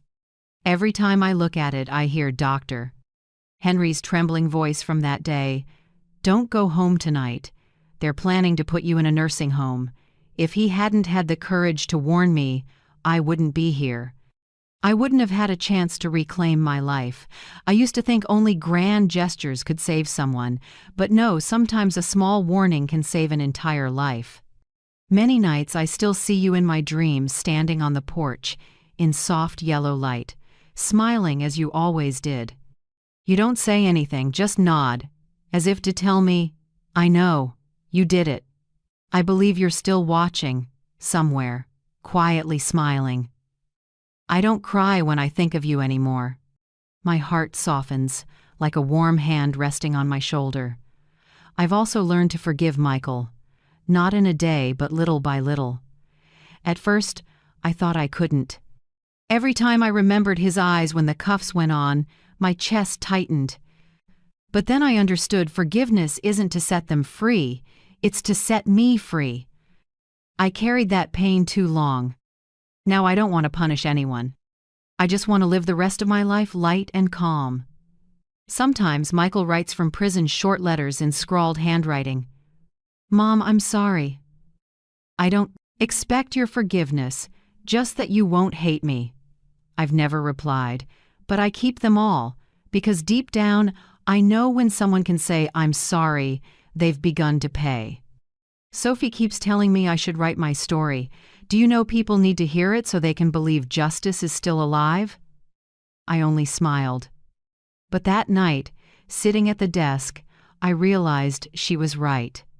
No one understands a story better than the person who lived it, and if I don't tell it, what I went through will remain a hidden scar, never seeing the light. So I began to write. On the first page, I wrote the title, "The Paper That Saved My Life." The memoir isn't a tale of pain, it's a thank you to the husband who taught me clarity, to the doctor who dared to speak truth, to Attorney Meyer who stood by me, and to the granddaughter who chose justice. I wrote each moment not to rekindle hate, but to prove that goodness never goes out as long as we hold on to it. Sometimes I think, maybe Robert would smile reading these lines. He always said I was the strongest woman, even when I didn't believe it. Now maybe for the first time in my life I understand what he meant. It was late. I folded the letter and set it inside the frame. Outside, night wind brushed the maples, a soft rustle. I looked at our wedding photo, two young people holding hands, eyes full of trust. "I did it, Robert," I whispered. "Not only kept this house, but kept the person you once loved." Then I turned off the light, stepped onto the porch, and looked up at the glittering night sky. Maybe, somewhere among the stars, you're still looking down, still watching me, and smiling. I didn't expect that just a few weeks after my story was published in magazines and aired on TV, hundreds of letters would start arriving at my home. They came from all over America, from crowded cities to quiet small towns. The mail carrier knew me so well, he smiled every morning. "Mrs. Whitmore, there's another whole bag of letters today." I spread the letters out on the kitchen table, the smell of new paper mixing with the scent of morning coffee. Each envelope was a life voices once pressed down, now rising through shaky lines of ink. A 68-year-old woman in Florida wrote, "Because of you, I had the courage to leave my son's house. He used to control all my pension. Today, I'm starting over with just a small rented room, but I feel free." Another letter from an elderly man in Oregon. "I used to think I was weak for letting my daughter take over my finances. But when I heard your story, I realized I can still stand up for myself, even at 80. I read every line, my heart heavy yet strangely warm." They weren't writing to a celebrity. They wrote to someone like them, someone who had been hurt, dismissed, yet still strong enough to keep going. In the evenings, Sophie helped me sort the letters into small boxes. Each box had a label, "Thank you," "Shared stories," "Seeking help." While taping them up, she said, "Grandma, people are coming to you like they would to family. They trust you." I looked at her and smiled. I'm not a therapist, and I'm no hero. I'm just someone who used to be scared and learned that fear fades only when we dare to speak. From those letters, a new idea took shape. Sophie suggested we create a website just for older adults facing abuse. "Grandma, we can use the internet to connect them. You tell stories so well you can write guides and share what you've learned." I hesitated. Technology has never been my strength. But Sophie smiled. "Don't worry, I'll handle the tech. You just speak from the heart." And so, Silver Shield Online was born, a small space filled with hope. We shared articles, hotline numbers, legal rights guides, and true stories from people who had overcome. In only 3 months, the site reached more than 10,000 visits. Every day, messages arrived. "Thank you, now I know I have the right to say no. I called the hotline you posted. They helped me find a safe place to stay." I sat reading with tears streaming down. Not from sadness, but because everything I had been through finally meant something. The Silver Shield Foundation also grew stronger than ever. Many young attorneys volunteered. Community organizations reached out to partner. Some businesses even funded branch offices in 4 other states. I never imagined that one day I, a woman once dismissed by her own family as useless, would become a voice for those forced into silence. Speeches, workshops, TV interviews, I didn't shake anymore. Whenever I stood on stage and saw faces lined with age but lit with hope, I said something simple. Getting older is not a sentence. It proves you survived every storm. And you still have the right to be respected. People quoted that line everywhere later on. I wasn't interested in titles, but when they called me the lady who fought back, I just smiled softly. No, I didn't fight to win. I just survived. And yet, deep down, I knew I had won. Not over Amber or Michael, not in court or in the press, but over the fear in my own heart, over the helplessness, the shame, and the silence that bound me for so many years. Over the idea that I'm too old to start again. Now each morning, I open the window, let the breeze lift the curtains, and watch sunlight spill across the old wooden floor. I brew a cup of tea, read a few new letters, and begin the day with a smile. My life is no longer loud, but it's full of meaning. And when someone asks me, "Are you proud to have become an inspiration to thousands?" I answer gently, "No, I'm not an inspiration, I just survived, but sometimes survival is a victory." At night, Sophie reads me the newest comments on the site. Someone writes, "Miss Janice, you made me believe that old age still has a voice." Another sends a photo, smiling after leaving an abusive home. I listen, my heart warm as a small fire. I look out the window, dusk has fallen, the garden washed in orange light. I say softly to Sophie, "Do you see? We're not just saving people, we're helping them believe they still deserve a good life." She squeezes my hand, smiling. I look at her, the granddaughter who once stood on the wrong side, now my strongest companion, and I know I didn't just survive, I truly won. On the last evening of autumn, I stood in the wings of a large auditorium in downtown Chicago. The red velvet curtain slowly opened, lights flooded the stage, and the applause rolled like waves. Before me were hundreds of faces, people who had followed my story for years. Some were young, but most had silver hair like mine, their eyes shining with understanding. This was the final speech of my life. I stepped to the podium, holding the old, yellowing paper, the one Dr. Henry gave me, the paper that changed everything. The soft light fell over every wrinkle, every trace of time, but I no longer felt old. I felt fully alive, free, and whole. I told the story not as a tragedy but as a journey. The journey of a woman who had been betrayed and dismissed, yet learned to stand up and turn pain into strength. Whenever I mentioned those moments, the night I fled, the trial, the instant Sophie held my hand, the entire hall grew still. Some wiped their eyes, some clasped hands tighter. I heard quiet sobs from the front row, where an older woman held a notebook close. When I finished, I bowed. Suddenly, the whole hall rose. Applause crashed like a waterfall. I couldn't speak, just stood there, looking at those moved faces, seeing my former self in each of their eyes. I lifted the old paper, my voice trembling but clear. Justice isn't only found in a courtroom. It begins the moment we dare to say, "Enough." When we stop being afraid, stop staying silent, and refuse to let anyone decide our worth. I paused and unfolded the paper, the ink blurred by time. "Don't go home." 4 words that once terrified me now made me smile. Because "don't go home" saved my life and made me who I am today. I realized that sometimes betrayal isn't an ending, but the way life pushes us out of places we no longer belong so we can see a strength we never believed we had. When the event ended, I returned backstage and sat quietly for a moment. Outside, the first light of a winter dawn began to shine through the window. I closed my journal, my memoir, the paper that saved my life, and set it on the table. I looked out at a Chicago still bustling yet peaceful, and whispered, "I'm no longer a victim. I'm the one telling the story. No more fear, no more tears, only a simple faith that justice never grows old as long as someone still stands up." Thank you for staying with me to the very end.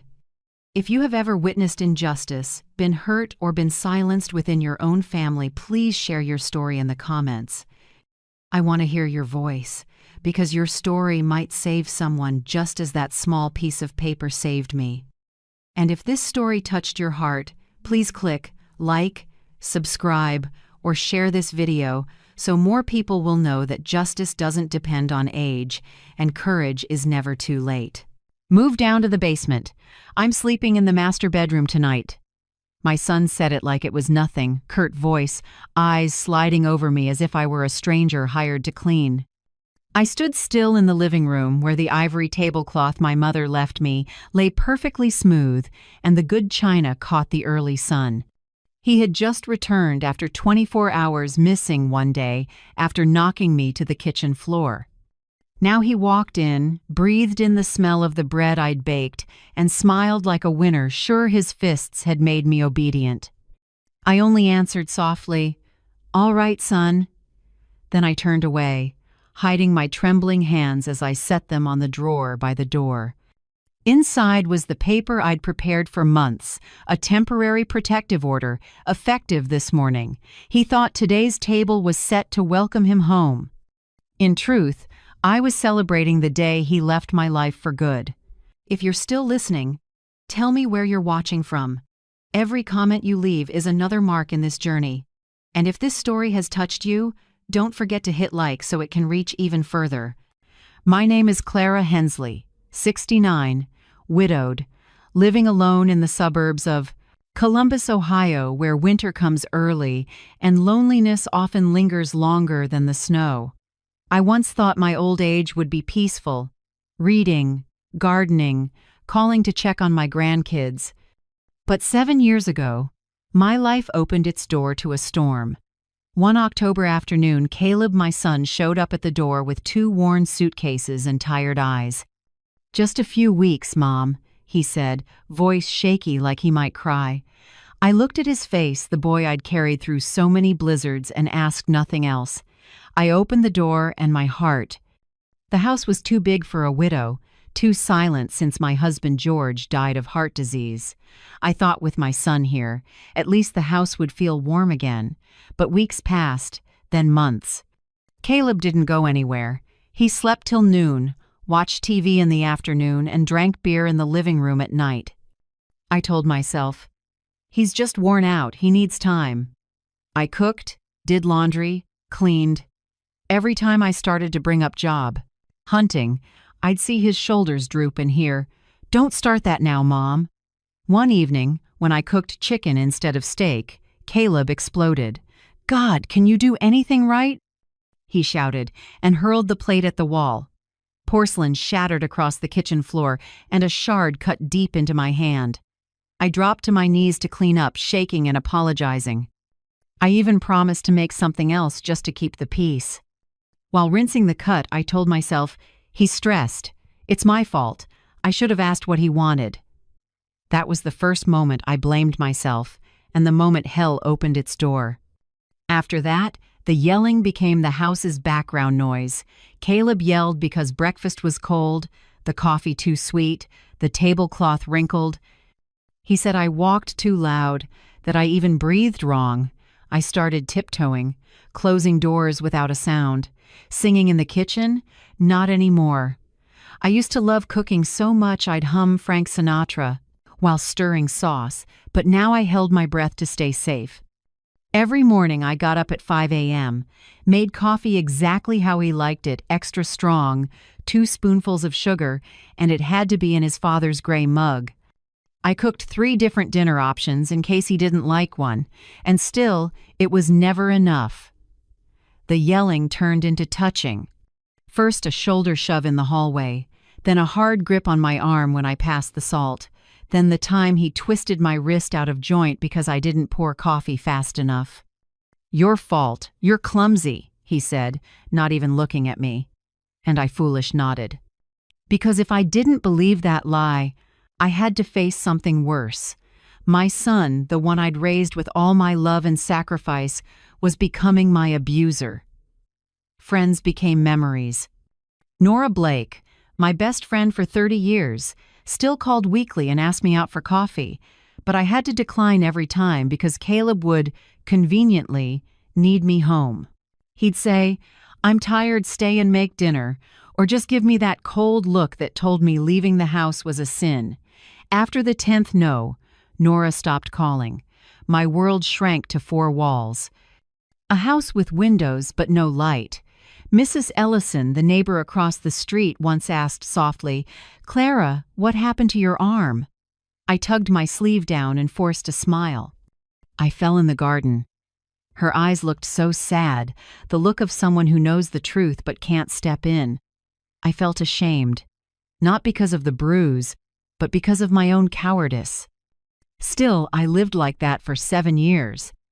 7 years enduring, 7 years persuading myself he was just going through a hard time, that a mother shouldn't abandon her child when he's weak. 7 years cooking in fear, sleeping in unease, and existing instead of living. The last slap, the one that knocked me down yesterday, wasn't the most painful, but it woke me up. That day, I'd made a pot of vegetable soup because the money was nearly gone. There was not even $300 left in the account. When Caleb saw the soup, he sneered, "Soup? You want me to starve?"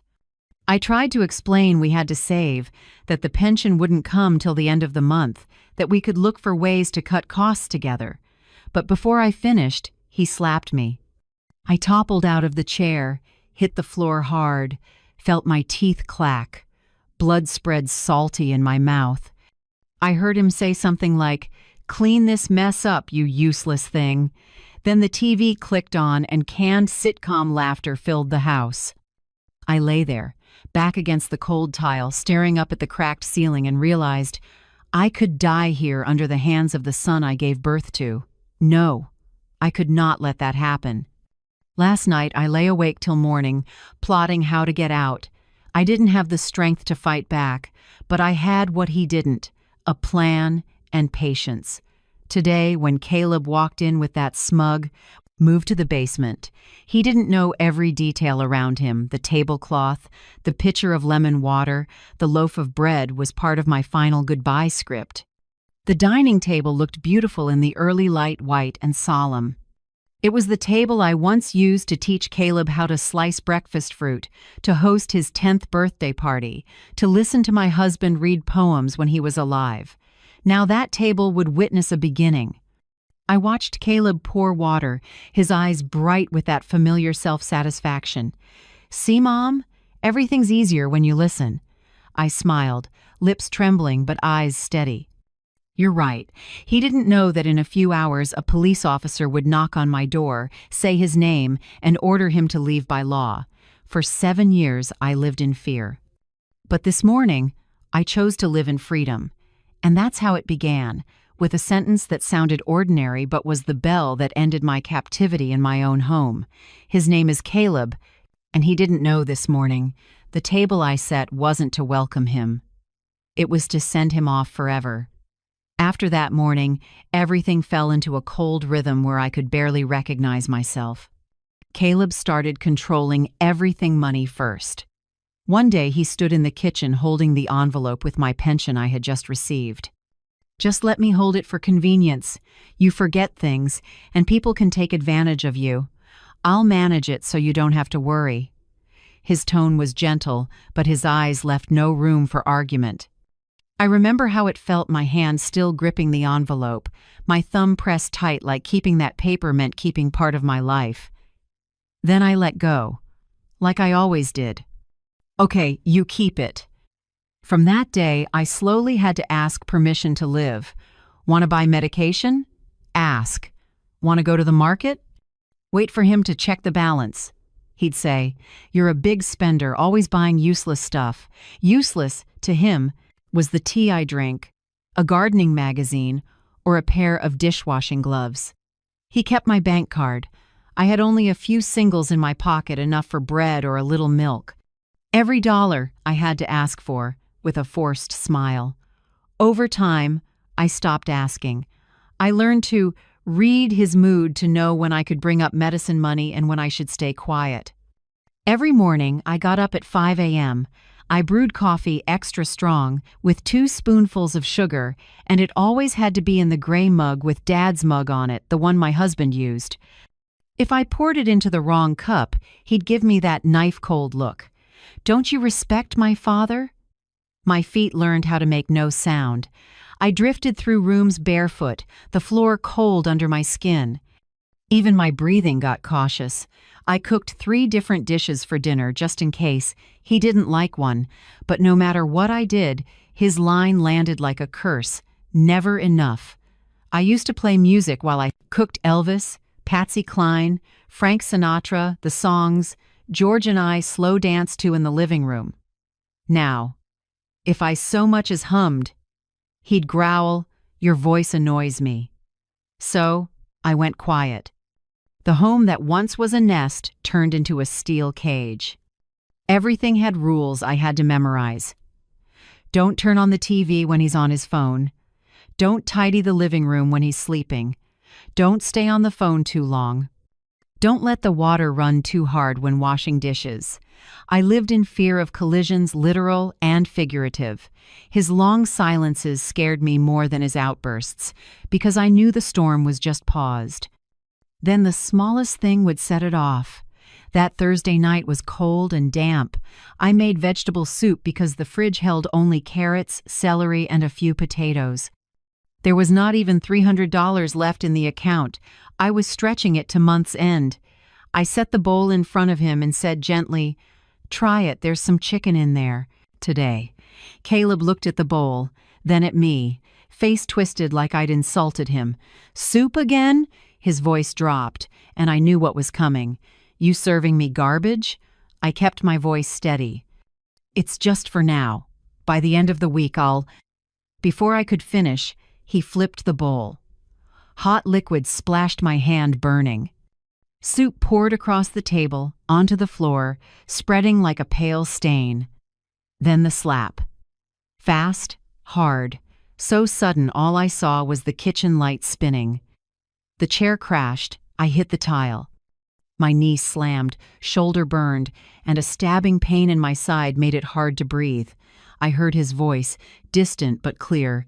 "Get up, clean this mess, useless." And then the TV.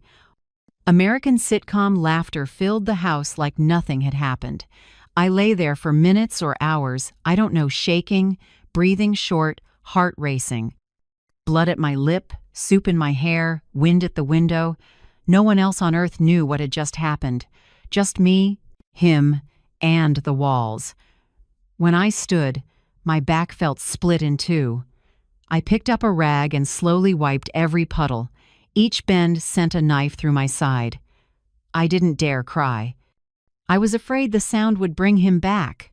When it was clean like it never happened, I stood at the window. My reflection was a blur. Gray hair in tangles, sunken eyes, a face bruised and swollen. Streetlight glow made my skin look like wax. I touched the glass and whispered, "Who are you, Clara?" The woman in the glass didn't answer. That night I didn't eat. I sat by the bed, holding a cold teacup, listening to the clock tick. Each beat was a warning. Part of me wanted to run, but another part was tied down by fear and mother love. Even beaten and humiliated, my heart hurt thinking of the boy who once fit in my arms. I remembered him at 8, when bullies picked on him at school. I'd stood on that playground and shouted, "Don't touch my son!" I had promised I'd always protect him, and now I was the one who needed protection from him. Around 3 a.m., I heard the door open. Caleb came back from drinking. The hall filled with beer, cigarettes, and sweat. I held my breath and listened to the heavy steps. His door slammed. Silence. I stared into the dark, and for the first time in years, a thought came cold and clear. If I stay, I'll die. Maybe not today, but soon. Not a gentle death in my sleep, but a quiet one on the kitchen floor in a house full of TV laughter, where no one knows and no one finds me in time. I looked at the little room and the old photos, our wedding, Caleb's birthdays, the beach trip years ago. I saw another woman in them, blonde hair, bright smile, eyes full of light. She'd been gone a long time. I realized I was no longer afraid of dying. I was afraid of dying without living again first. That night, I didn't pray the usual prayer. I didn't ask God for endurance. I asked for courage to stop enduring, and in the heavy silence of that, I made a decision. There will be no next time, no more yelling, no more hits. I wouldn't scream or seek revenge. I'd do what he would never expect. I would get out of this cage and take myself back. No savior, no miracle, just the belief that I deserve to live. I looked out the window where moonlight caught the raindrops from the afternoon. They glittered like 100 small eyes watching me as if the world were witnessing my quiet vow. Tomorrow, I whispered, everything changes. For the first time in 7 years, I smiled not from joy, but because I knew the fear inside me had started to crack. After a sleepless night, when the first thin light slipped through the curtain, I got up with a body so sore I had to hold the wall to stand. Every movement stabbed my ribs like a small knife, but I walked to the low dresser, the place where, for years, I kept what little freedom I had left. It's an old, dark wood dresser with a third drawer only I knew how to press her. Lock.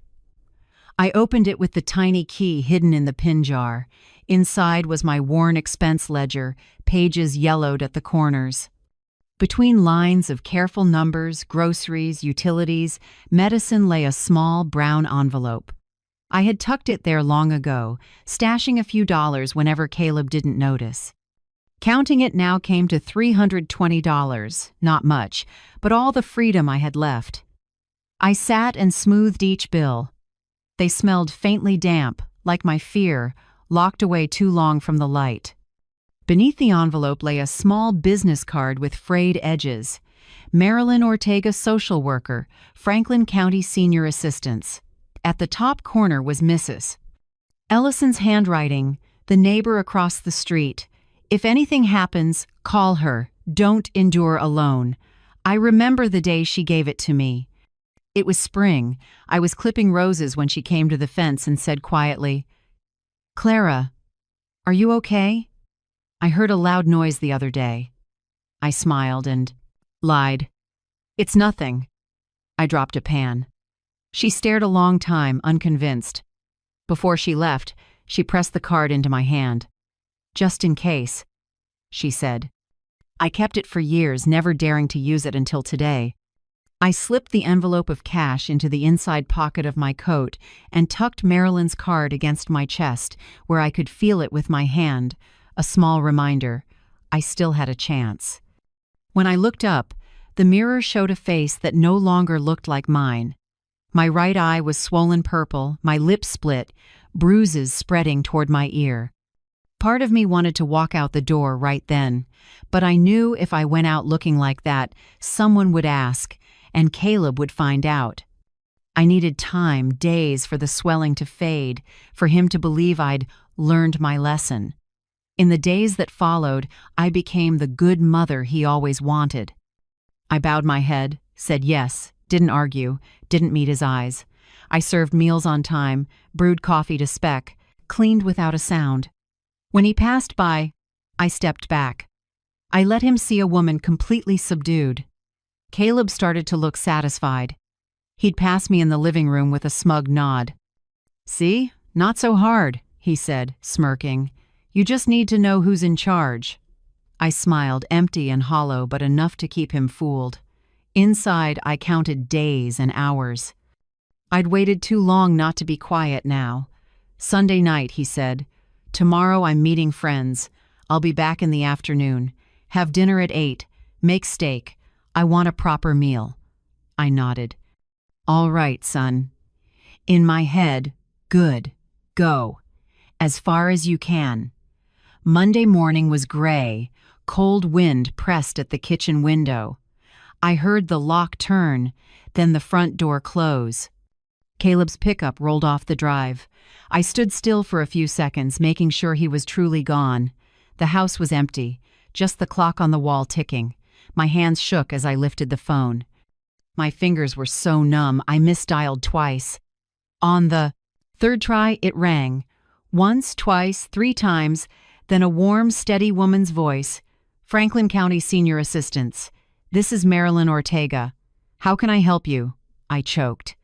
For a moment it felt like a rope cinched around my throat. No sound came out.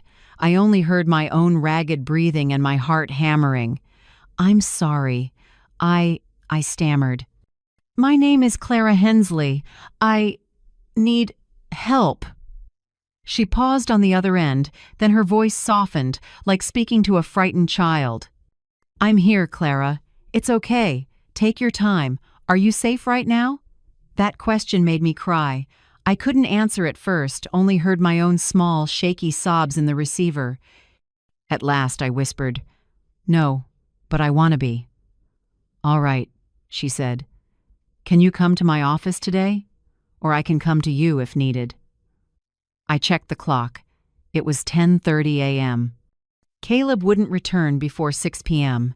I had nearly 8 hours. "I can come," I said, still shaky. "I know where it is." "Good. Meet me at 41 Arlington Street, 2nd floor, room 204. Do you want me to have an officer escort you?" "No," I rushed. "I just need to get there." She was quiet a moment, then gentle. "I understand. Bring ID if you can. And Clara, you just did something very brave." I hung up and sat still for a long time. A strange feeling rose, neither relief nor fear. It was like standing at the edge of a very high cliff, knowing one more step means there's no going back.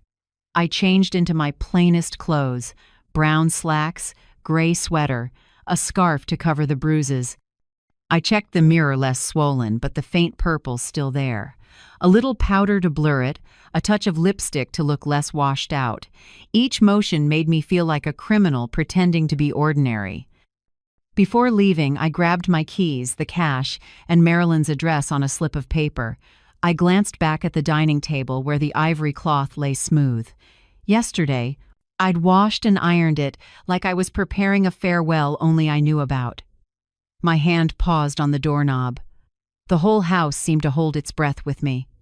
In my head, Caleb's voice, "Don't you ever leave without telling me." I tightened my grip. "No one tells me that anymore," I whispered. The door opened and the morning cold hit my face. Freedom smells different, like wind, wet leaves. Life outside I'd forgotten. I stepped out and pulled the door gently closed without locking it. I wanted police to be able to enter easily if needed when I came back. The street was quiet. Sparrows lifted off the fence.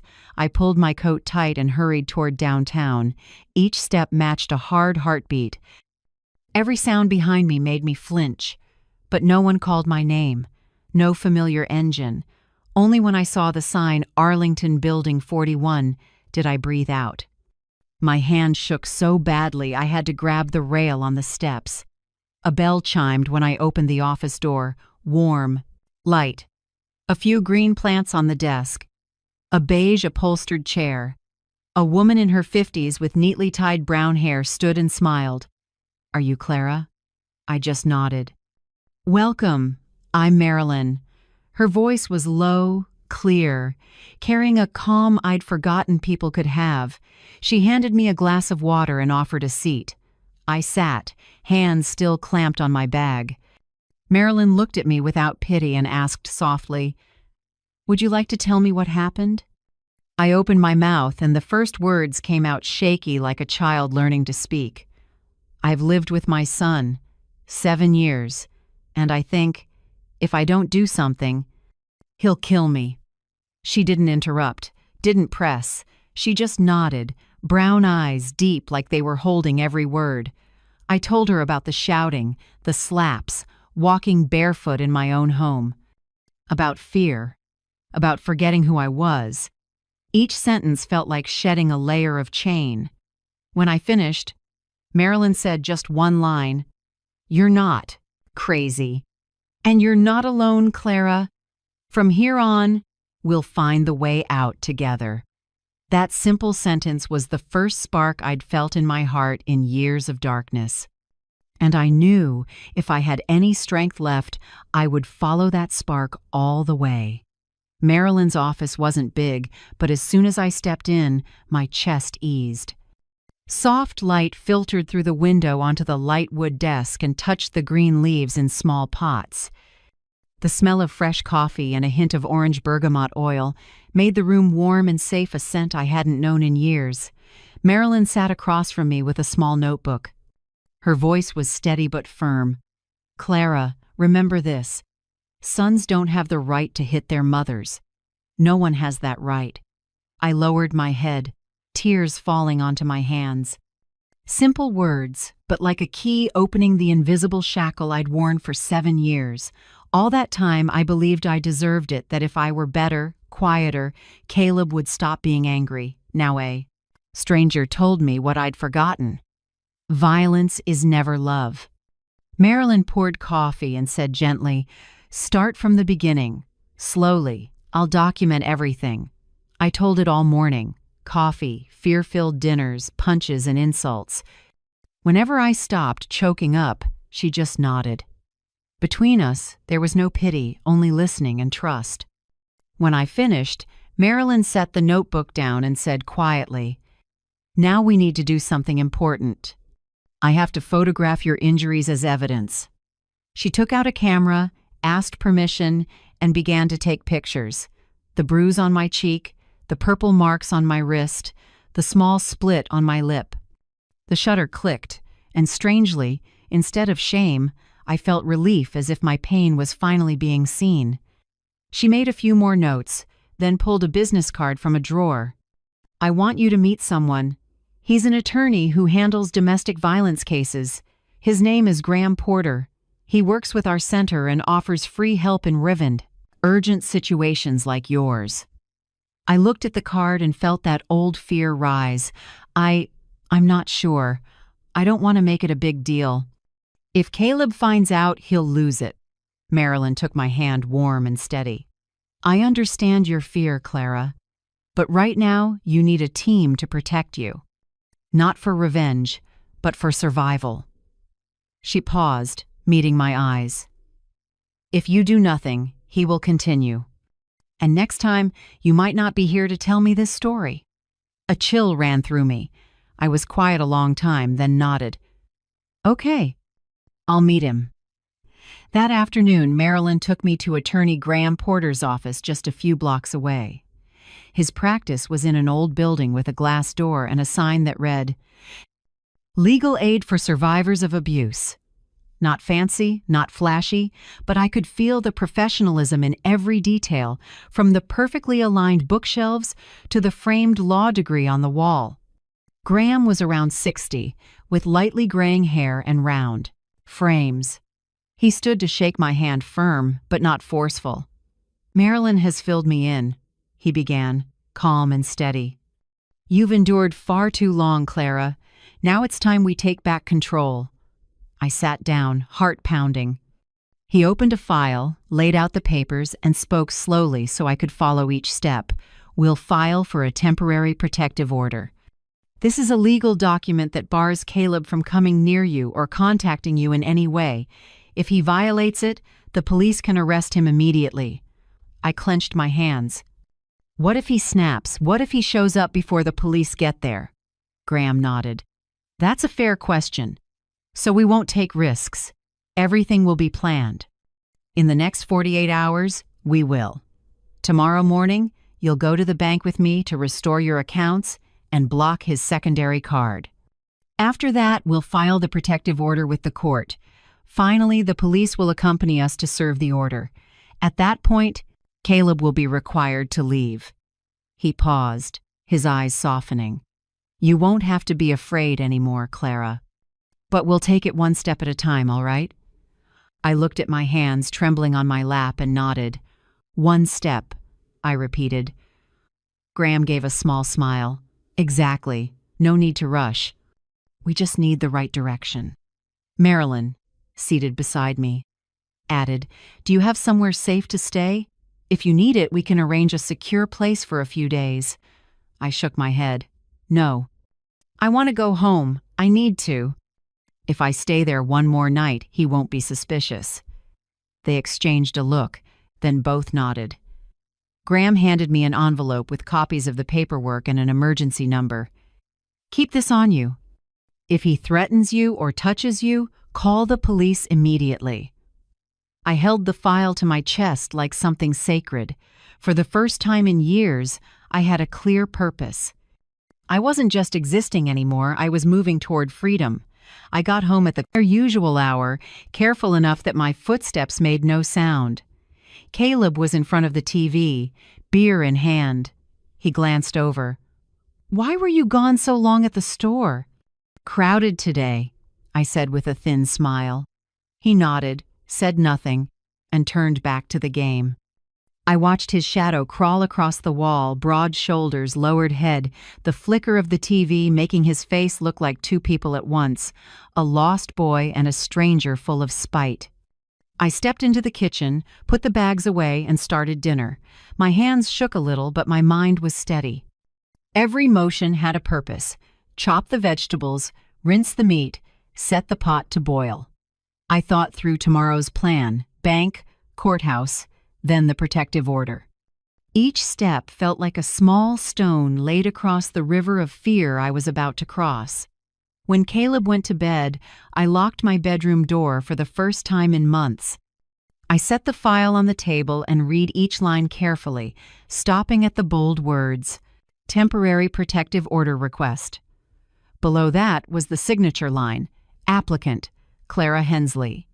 Seeing my name on that paper made my heartbeat change, not from fear, but from hope. I sat down and wrote a few lines in the little notebook I keep by the bed. Tomorrow, I start again. I don't know what the future looks like, but I know I deserve a life without fear. Outside, wind moved through the trees, dry leaves whispering like a quiet blessing. The warm light in my room pooled over the page, lighting up my shaky signature proof that this woman had decided to stand up. I closed the notebook and turned off the lamp. In the dark, my heart still beat hard, but this time it wasn't panic. It was life. I didn't sleep that night, but I wasn't in despair anymore. I lay there listening to the clock tick, each beat a reminder. Just one more day, Clara. One more day and freedom begins. The next morning, the sky was softly gray, wind threading through the trees in front of the house, dry leaves spinning on the sidewalk. I put on an old brown coat to cover the bruise on my neck and wrapped a scarf around my shoulders. When Graham pulled up, I was on the porch with a small canvas bag, some important papers, and my last 3 $10 bills. He gave me a gentle smile, steady and warm. "All right, Clara?" I nodded, took a deep breath. Better than I thought. We drove to Franklin Community Bank, where I'd opened a joint account with Caleb 6 years ago when he was still pretending to be a good son. In my head, I could still hear him back then. "I'll help you manage it, Mom. You won't have to worry." Now, I knew I'd handed the keys to my life to the wrong person. Inside the lobby, the smell of floor cleaner mixed with coffee from the teller counter. A money counter hummed in the corner. My heart sped up, like every little beep was a reminder of the losses I'd been carrying. Graham went first and told the receptionist we had an appointment with Patricia Lawrence, the branch manager. A moment later, a woman around 50 in a navy suit came out with a professional smile. "Welcome, Mrs. Hensley. Come on back. I've been briefed by Mr. Porter's office." In a private room, Graham summarized the situation, calm but firm. Mrs. Hensley's son seized control of her finances, used an unauthorized secondary card, and there are signs of abuse. We want to restore full ownership to her. Patricia nodded and started typing. "Understood. We'll need to verify identity and have you re-execute the account ownership documents." My hand shook as I signed Clara Hensley. Those 3 words, just a formality on paper, made my chest ache. I hadn't signed my name on anything important in years. Every letter felt like a declaration. I still have authority over my own life. Patricia handed me a checklist of what we'd do. Cancel the secondary card in the name of Caleb Hensley. Change all PINs and passwords. Set up automatic alerts for any withdrawals. Each time she marked completed on her screen, I felt lighter, as if another cord had been cut from my hands. When we finished the last item, Patricia looked up and said gently, "Mrs. Hensley, from now on only you can access and use this account. If anyone else tries, our system will alert you and the bank immediately." I looked at her, then at Graham, unable to speak. A lump pressed hard in my throat. I had to breathe a few times before I could say, "Thank you. Thank you for giving me back a piece of my breath." Patricia smiled and touched my shoulder. "You don't owe anyone for this, Clara. You just took back what was already yours." When we stepped outside, sunlight was breaking through the clouds, catching the glass facade and turning it into something like a mirror. I closed my eyes for a moment and let the warmth touch my skin, a feeling I thought I'd forgotten. Our next stop was the Franklin County Courthouse, a red brick building with high stone steps and heavy wooden doors. I clutched the file Marilyn had prepared, injury photos, my statement, copies of financial documents. With every step down the long hallway, my heart pounded. The waiting area outside the filing office was more crowded than I expected. Mostly women, some young, some well past 70. A brown-skinned woman sat beside me with a sleeping baby in her arms. Across from us, a silver-haired lady watched quietly, eyes that seemed to see entire lifetimes. I looked at them and recognized a version of myself in each face, women who had been quiet too long but chose to stand up today. When it was my turn, Graham went with me and turned in our packet. The clerk flipped through each page, checked the photos, then nodded. "Everything's in order. Judge Harper is on duty today. She's very fair." We waited nearly an hour before they called us in. Judge Harper, short hair, glasses, a serious face, read our file slowly, line by line. I held my breath as she turned to the last page. Then, she signed, swift and certain. "Temporary protective order, effective immediately." I stared at the words, hardly believing them. Harper looked up and said, "This order is in effect for 15 days. During that time, Caleb Hensley is prohibited from coming within 500 feet of you, from contacting you in any form, and is required to vacate the shared residence immediately. Enforcement will be handled by the police." Her voice wasn't loud, but each word rang through me like a bell. Required to vacate. I took the order, my hands shaking so hard the letters blurred. Graham touched my shoulder lightly. "This is your first legal shield, Clara. Keep it on you. Don't let it out of your sight." I nodded and swallowed back tears. That thin piece of paper, just a few lines of black on white, felt as heavy as my whole life. For the first time in years, the law stood. On my side, not his. "Now for the final step," Graham said as we left the courtroom. "Serve the order and make sure he leaves." I stopped in the lobby, my heart slamming. "Today? Right now. We'll go with the police. I won't let you face him alone." We drove to the Franklin police station. The intake room smelled like paper, ink, and old coffee. Graham presented the order and requested assistance. A young officer came out and introduced himself. "Officer Miguel Ramirez. I'll be handling this." He was tall and solid, his eyes steady but not cold. When we shook hands, he said, "Mrs. Hensley, we're here to protect you today. I need to confirm, do you believe he's home now?"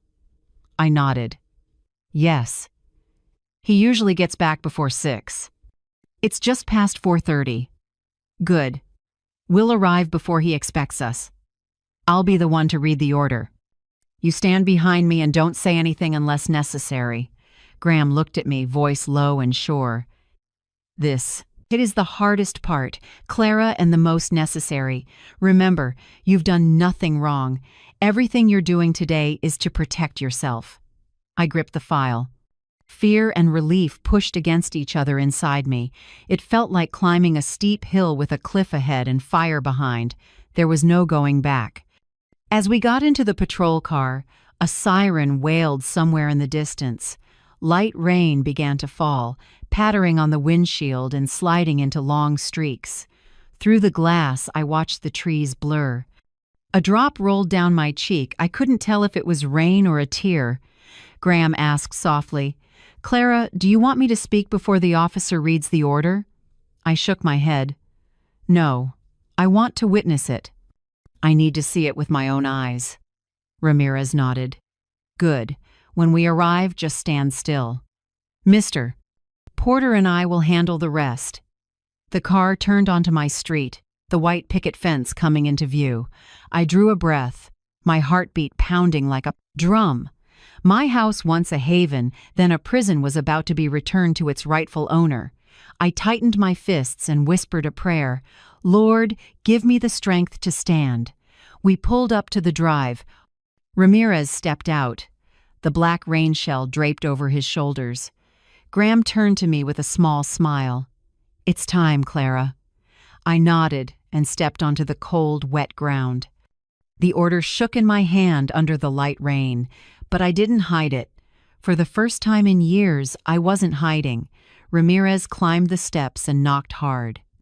The sound echoed through the rain into every wall that had held my fear. Footsteps inside, then Caleb's voice, rough as ever. "Who is it?" I swallowed and tightened my grip on the file. "Franklin Police," Ramirez called, calm and clear. "I need to speak with you, Caleb Hensley." With a single knock on the door, 7 years of fear cracked like glass. "Do you feel that's the moment most worthy of saying enough?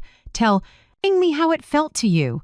In that moment, I realized every painful road I'd walked these 7 years led here, and I was ready to step out of my cage for good.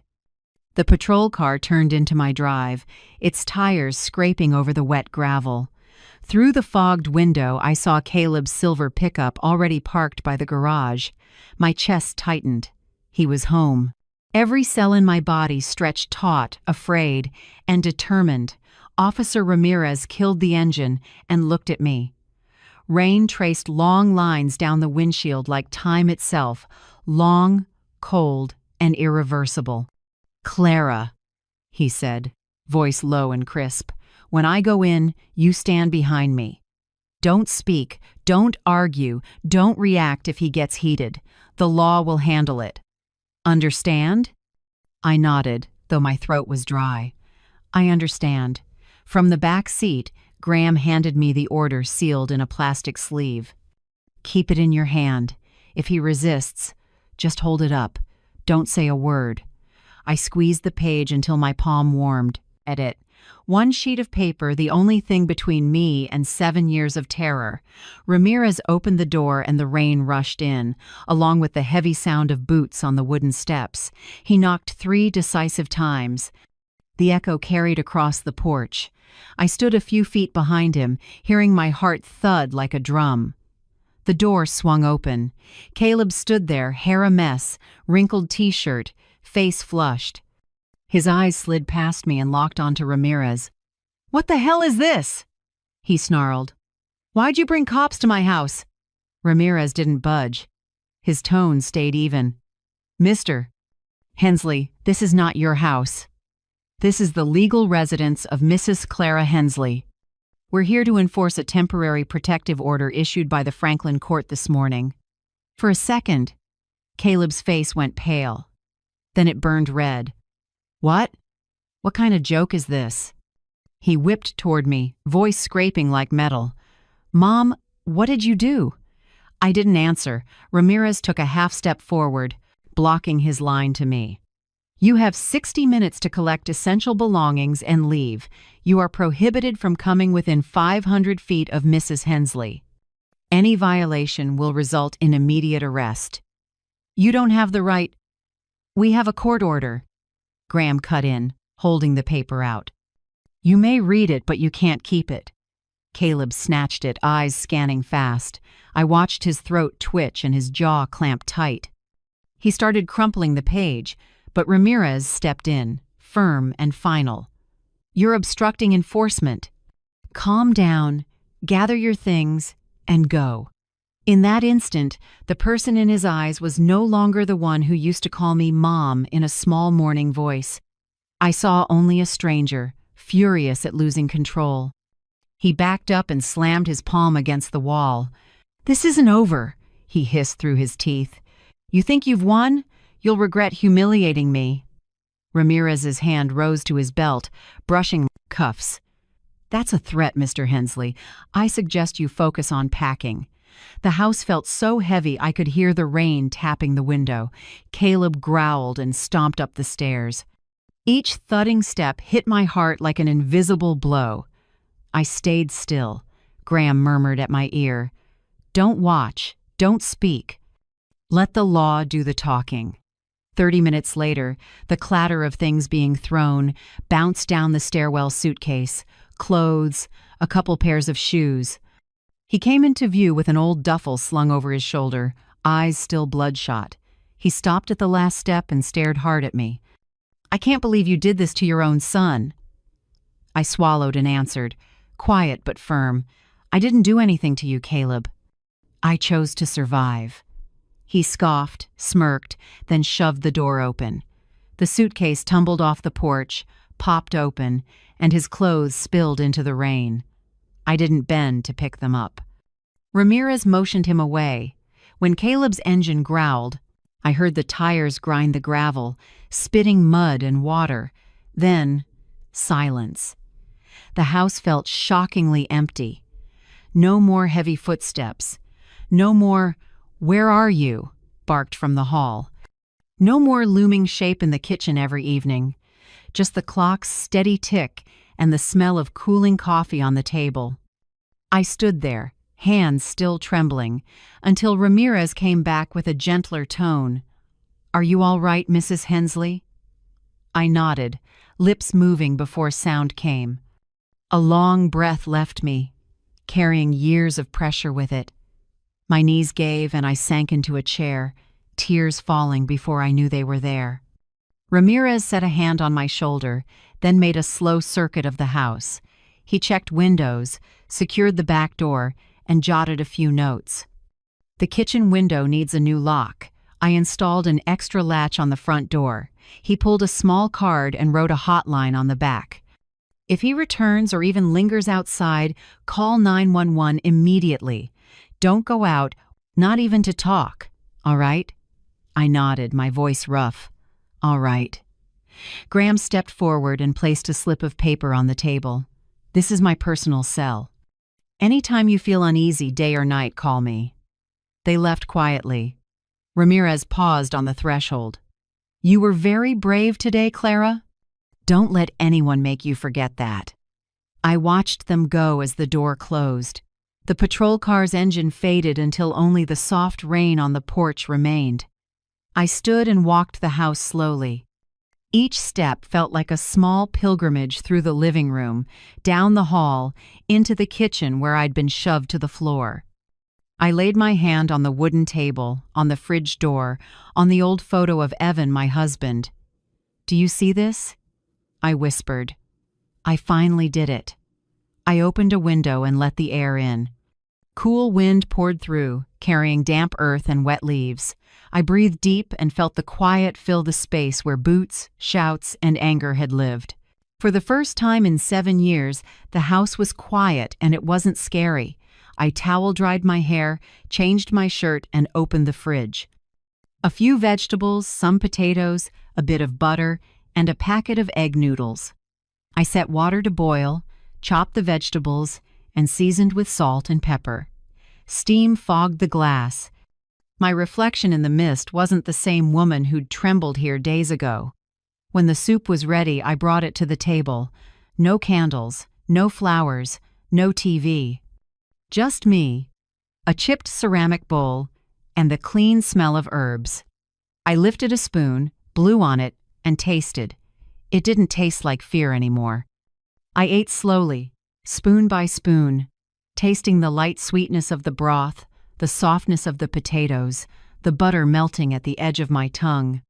Each spoonful was a statement. I am living. I have taken back the reins. Night fell.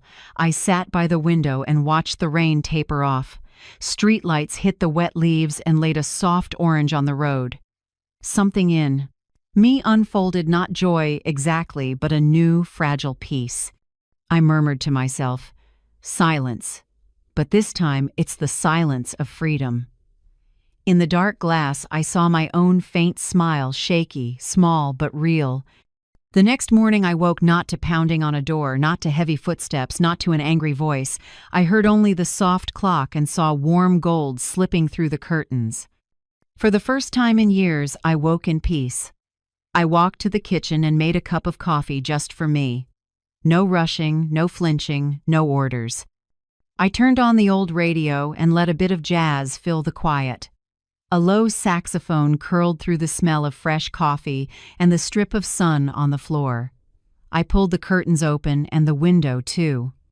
No stale smoke, no spilled beer, just wood, sunlight, and the scent of roses from the small backyard.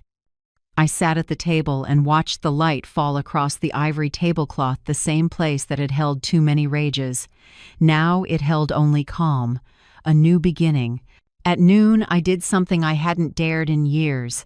I called Nora Blake. Nora had been my closest friend before Caleb took over my life. We used to see plays, go to charity luncheons, swap recipes. Then one day I vanished from her world, excuses like tired, busy, not ready to see anyone. Truth was, I was ashamed. I didn't want her to see the bruises or ask, "What happened, Clara?" I dialed the number I still knew by heart. 3 rings. "Clara?" Nora's voice, a little unsteady. I choked up. "It's me. I'm sorry I disappeared for so long." There was a pause, then she burst into tears. "Oh God, Clara, I was afraid you were gone." I laughed through my own tears. We talked for 10 minutes, both of us breaking down more than once. Finally, Nora said, "Tomorrow, coffee at the old place? I'll reserve a table on the patio for us." I whispered, "I'll be there. This time, I can come." When I hung up, I sat for a long time, warm and aching all at once. Some friendships wait right where you left them until you're strong enough to come back. That afternoon, Mrs. Ellison, the elderly neighbor who'd given me Marilyn's card, appeared at the gate with a basket of oranges and a few sprigs of rosemary. "I heard it's over," she said, eyes gentle but sure. "If you need someone to talk to, I'm always home. I never lock my door." I squeezed her hand, trembling a little. "Thank you, Mrs. Ellison. You saved me, even if you don't realize it." She smiled. "I only planted a seed, Clara. You're the one who replanted your life." Night returned, and the house settled into quiet again. No TV noise, no clinking bottles, no slamming doors. But the quiet itself made me restless. Every muscle still held the old survival reflex, listening, bracing. I fully charged my phone and set it on the nightstand. Under the bed, I slid the old baseball bat Evan had used when he taught Caleb as a boy. Back then, it was a father-son memory. Now it helped me sleep. Near midnight, I heard something outside. A strange car idled at the curb, headlights brushing the window. I shot upright, heart racing. 10 seconds. 20. Then the engine revved and drove off. I took a breath, went to the window, and wrote the license plate down with a shaking hand. First thing in the morning, I called Graham and told him everything. "You did exactly right, Clara," he reassured me. "Caution is never wasted. I'll let Ramirez know to keep an eye on the area." Nothing else happened, but that alertness clung to me all day. I realized my body didn't yet know how to be safe. It needed to relearn how to breathe, to rest, to believe no one was standing right behind me. In the days that followed, I started learning how to live again. In the morning, I made coffee and put fresh flowers on the dining table. At noon, I walked around the neighborhood, the streets I used to avoid because I was afraid of meeting the neighbors' eyes. In the evening, I turned on warm lights throughout the house, read on the sofa, and listened to the songs Evan used to love. I learned how to sleep again, not with pills, but with breathing. Every night, I counted each inhale and exhale so my heart could relearn a normal rhythm. At first, I slept 2 hours, then 3, then 4. Every morning I woke to sunlight, I knew I was making progress. Marilyn called me every day at exactly 8 a.m. "Good morning, Clara. Have you had breakfast?" "I'm having coffee," I'd answer, sometimes laughing at how consistent she was. "Very good. Today is the 6th day you've been safe. I want you to write that number down somewhere. It will remind you that with each passing day, you're a little stronger." Those calls, simple as they seemed, kept me from slipping into the void. She wasn't just a social worker anymore. She became the anchor that kept me in the present. A week later, a letter arrived from the present court, the hearing for a permanent protective order scheduled for 10 days later. I read it carefully, my heart full of worry and resolve. It would be my first time telling everything in court, possibly in front of Caleb. I began to prepare. Every day, I practiced my statement like it was a survival drill. Brief, honest, and not reactive. Graham warned. "He'll try to say you're confused, exaggerating, or out for revenge. Let the truth stand on its own. You don't need emotion, just clarity." I wrote the key points on paper: times, places, and the level of abuse. Medical evidence, injury photos, and the police report. Statements from Marilyn and Officer Ramirez. Each time I read it, my hands shook less. My voice grew steadier. I practiced looking straight into the mirror and asked myself, if my son stood in front of me now, would I be afraid? And each day, the answer became clearer. No, I'm not afraid anymore. One afternoon, Nora stopped by, with a still warm apple pie. "I hear you're practicing your statement," she said, setting the pie on the table. "But remember, Clara, your words are not just evidence. They're the story of a survivor. Anyone who hears it, including the judge, will feel that." I looked at her and smiled slightly. "You still talk like a philosophy teacher, Nora." She winked. "Because I used to teach philosophy, remember?"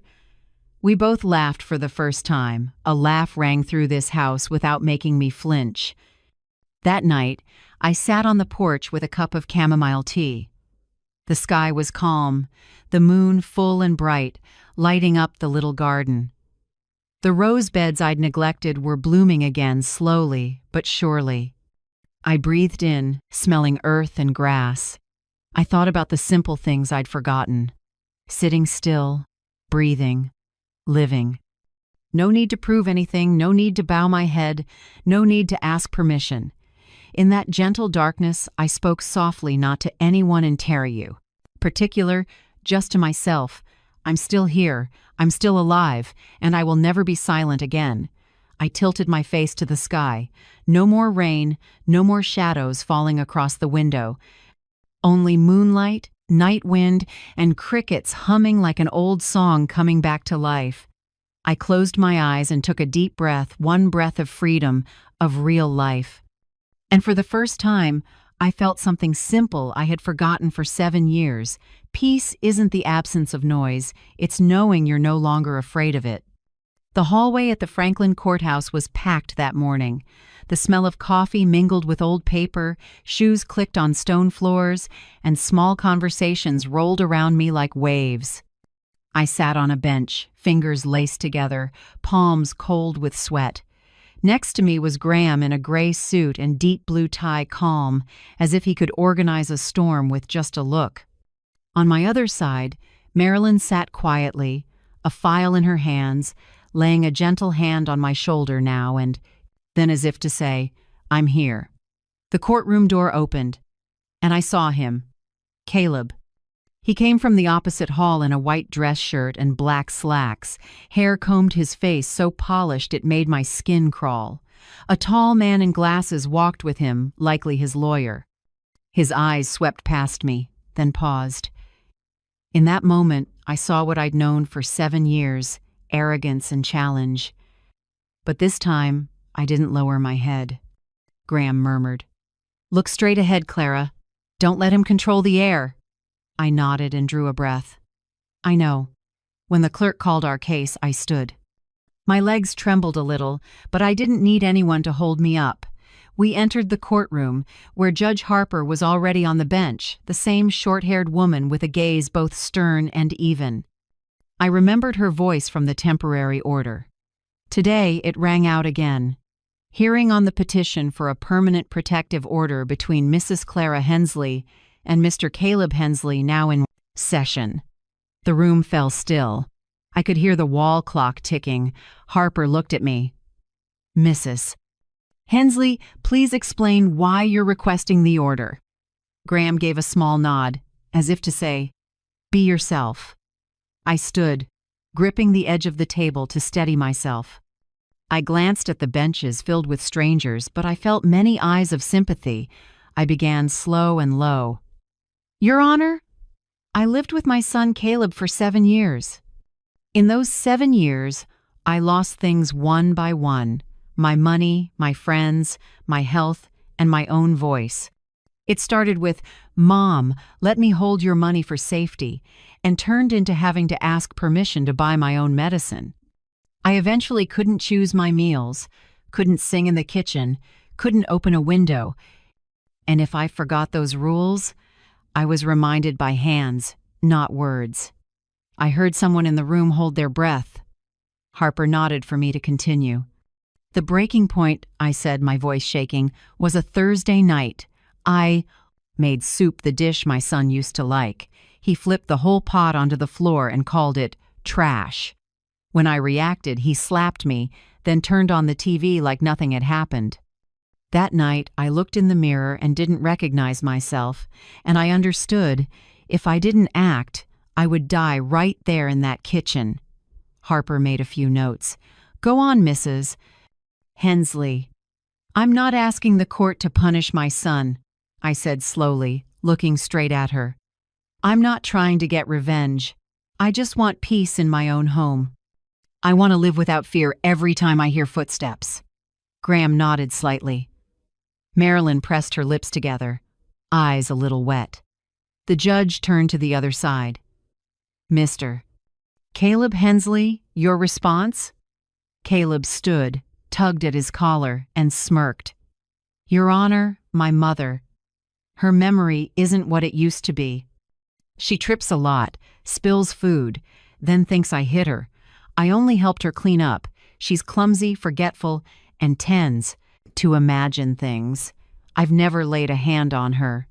I closed my eyes. That voice, slick and confident, had once made me doubt myself. Harper gestured to Graham. Graham stood and pulled 3 photos from the file. Your Honor, these were taken by social worker Marilyn Ortega on March 8th, one day after the incident. The bruising on the left cheek and wrist is consistent with impact from a slap and compression from gripping, not from a fall. Harper took the photos, studied them closely, then looked at Caleb. Do you have any other explanation for these injuries? His attorney cut in, cool and flat. Your Honor, there are no direct witnesses and no medical records. Everything relies on a one-sided account. Graham answered immediately, without checking his notes. Exactly. Domestic violence happens behind closed doors. If we required a witness every time, no woman would live long enough to tell the story. The room went silent. Harper set down her pen. Objection noted. Caleb leaned forward. My mother is trying to ruin my reputation. She needs a psychiatrist, not a protective order. Harper tapped the gavel. Order! This is not a place for shouting. I looked at him. For the first time, what I saw in his eyes wasn't an almighty rage, but a panic leaking through the mask. Harper turned back to me. Anything further before the court rules? I breathed in. I just want to be allowed to lock my door without fearing someone will break in. I want to listen to music, call friends, plant flowers, and sleep without jolting awake. I'm not asking for more, just the right to be at peace for the rest of my life. The room was so quiet I could hear the first drops of rain against the window. Harper reviewed the file one last time, then lifted her head and spoke clearly, each word like a stamp. The court orders. A protective order of 3 years is granted to Mrs. Clara Hensley. Mr. Caleb Hensley is prohibited. from coming within 500 feet of her and from contacting her by any means.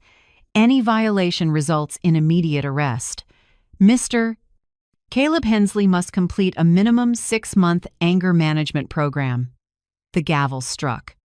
Thud. It all ended with a dry, unexpectedly simple sound.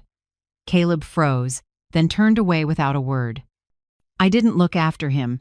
I only heard the rear door of the courtroom close. Graham rested a hand on my shoulder and whispered, "It's done, Clara." I nodded. No cheers, no bursting tears.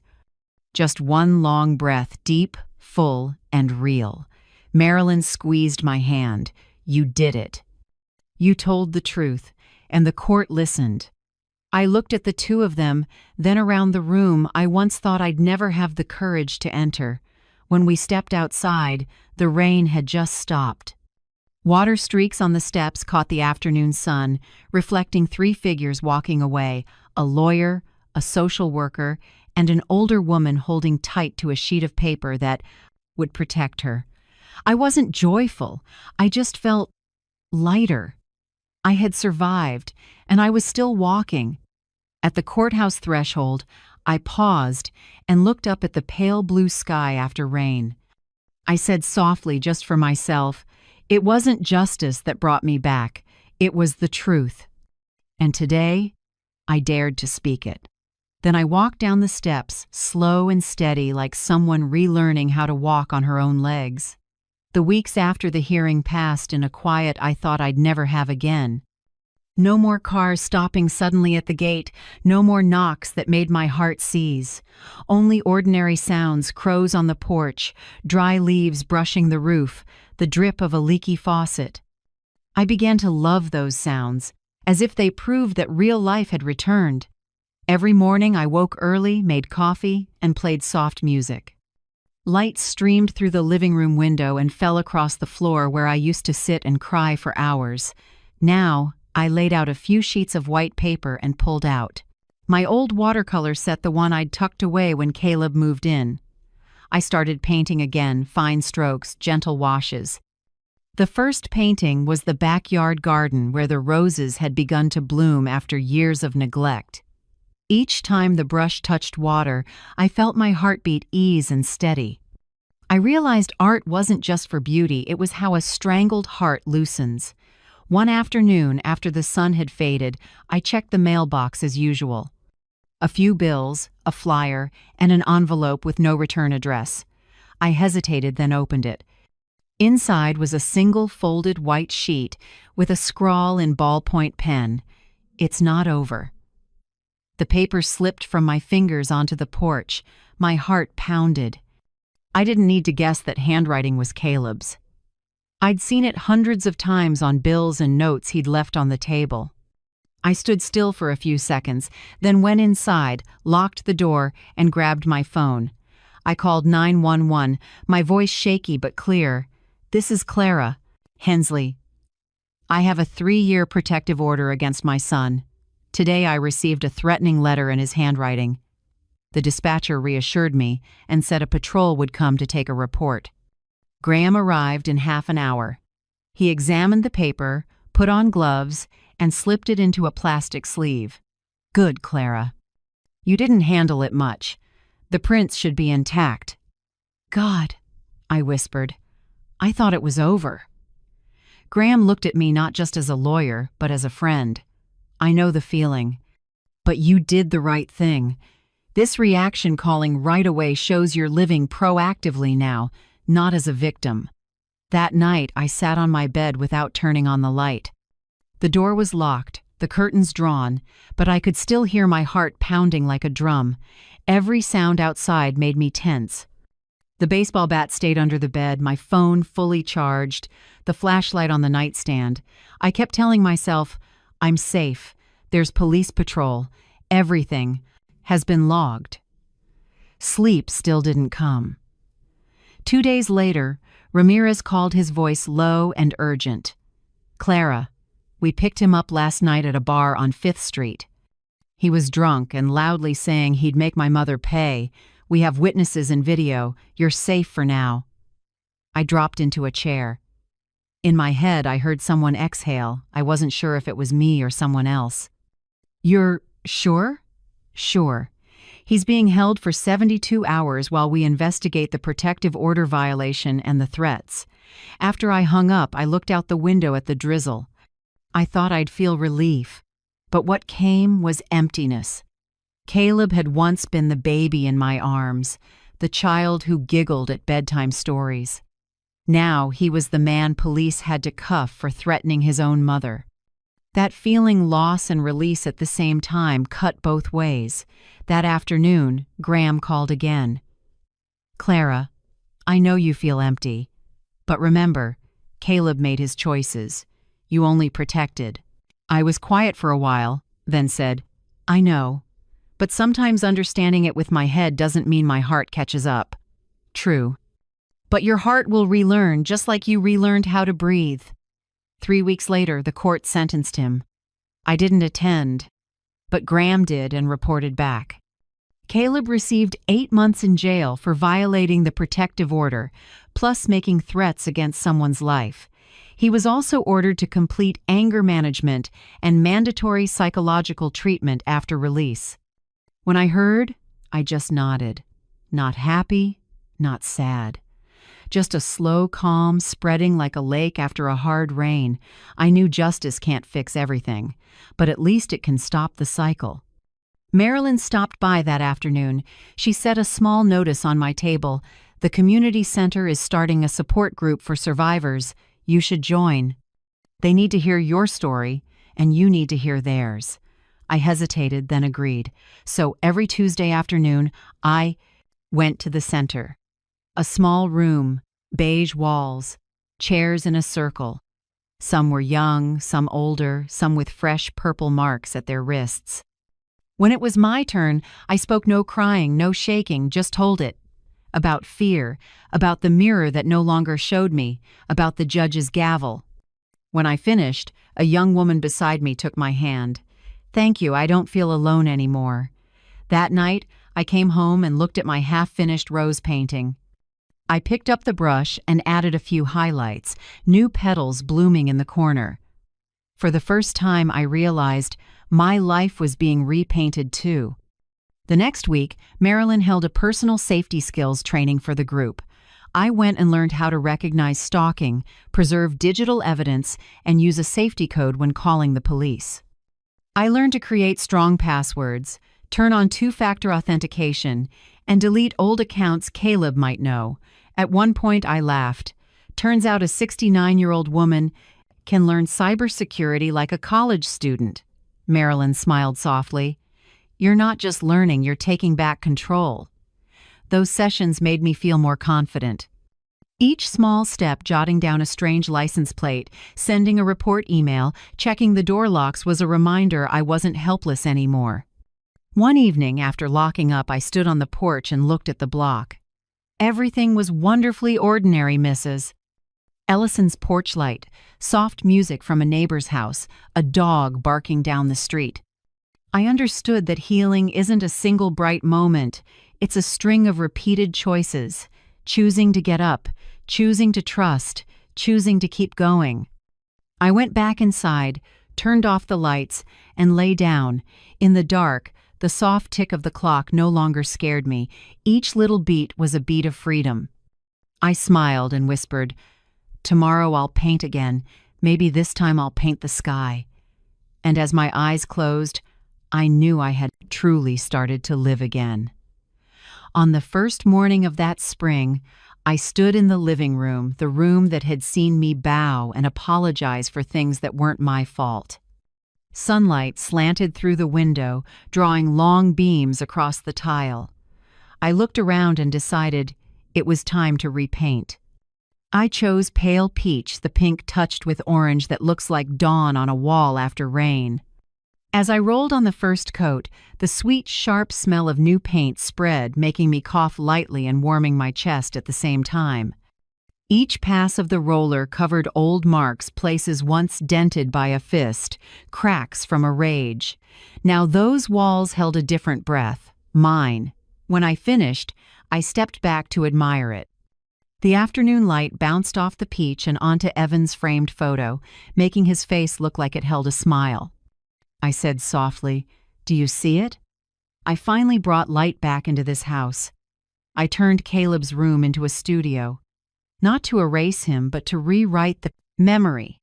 I spread an old drop cloth over the floor, set an easel by the window, threw the curtains wide for the breeze. On the wall, I hung roses, skies, and one unfinished piece I titled Reclaiming. Every added brushstroke was me taking back a piece of myself that had been squeezed into silence. One afternoon, while clearing an old drawer for supplies, I found a stack of bank statements Graham had told me to review. I sat on the floor and flipped through them. The more I read, the deeper my frown. There were small, regular withdrawals, $100, $200 from my retirement account, labeled for Caleb. I didn't remember agreeing to them all. When I totaled it, the final number made my hand stop, $4,972. It wasn't just money. It was the proof of years I'd been controlled without noticing. I called Graham and told him. He listened and said simply, "We'll file a civil claim for reimbursement." He may not have the money to pay, but it's symbolic, a clear message that Clara Hensley is silent no more. I thought a moment, then nodded. "Do it, Graham. I want the rest of the world to know I stood up." A few weeks later, when the paperwork went out, I felt like a chapter had closed. Not because I wanted to win, but to prove that I existed and that my existence had value. I started attending senior yoga at the community center. The first time I bent forward, my knees ached, my back popped, and I laughed. "This body has taken a lot of hits, but it still knows how to stand back up," I told the instructor. She laughed too and squeezed my hand gently. After a few weeks, I slept better. My breathing slowed, and I woke without that heaviness in my chest. My body was learning how to live again. So was I. Marilyn visited on a quiet afternoon. She brought an envelope and her gentle smile. "We have something for you," she said, opening it to reveal a white certificate with a blue border.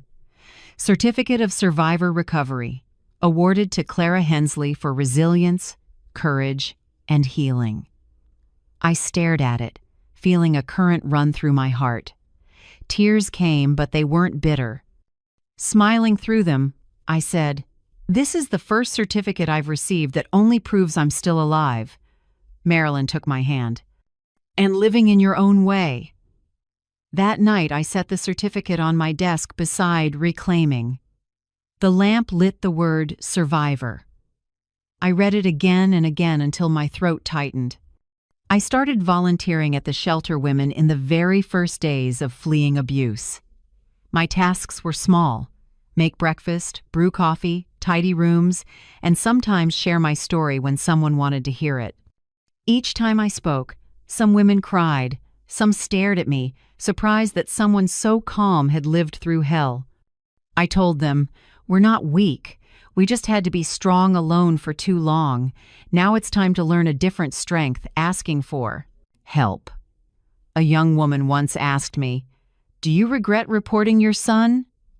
I was quiet for a moment, then answered, "What good is regret if the price is your life?" Real love doesn't require silence to survive. My son chose his path. I only chose to live. Every time I left the center, I felt lighter. By telling the story, I was opening a door for others to step through. I learned something new too: how to say no and how to say I need help. Before I worried about burdening people, afraid I'd be judged as weak. Now I know loving myself isn't selfish. When I say no to what harms me, I'm saying yes to peace. Every night I journaled. Not much, just a few lines, but it became a habit. I wrote down small things. Today I poured coffee without spilling. I laughed looking at Evan's old photos. I slept 5 full hours without a scary dream. At the bottom of each page, I wrote the same line: "Don't go back to the dark." It wasn't just a reminder, it was a vow. One weekend evening, I invited Nora and Mrs. Ellison for dinner. Not a big party, just lasagna, a little salad, and a bottle of red wine I'd been saving.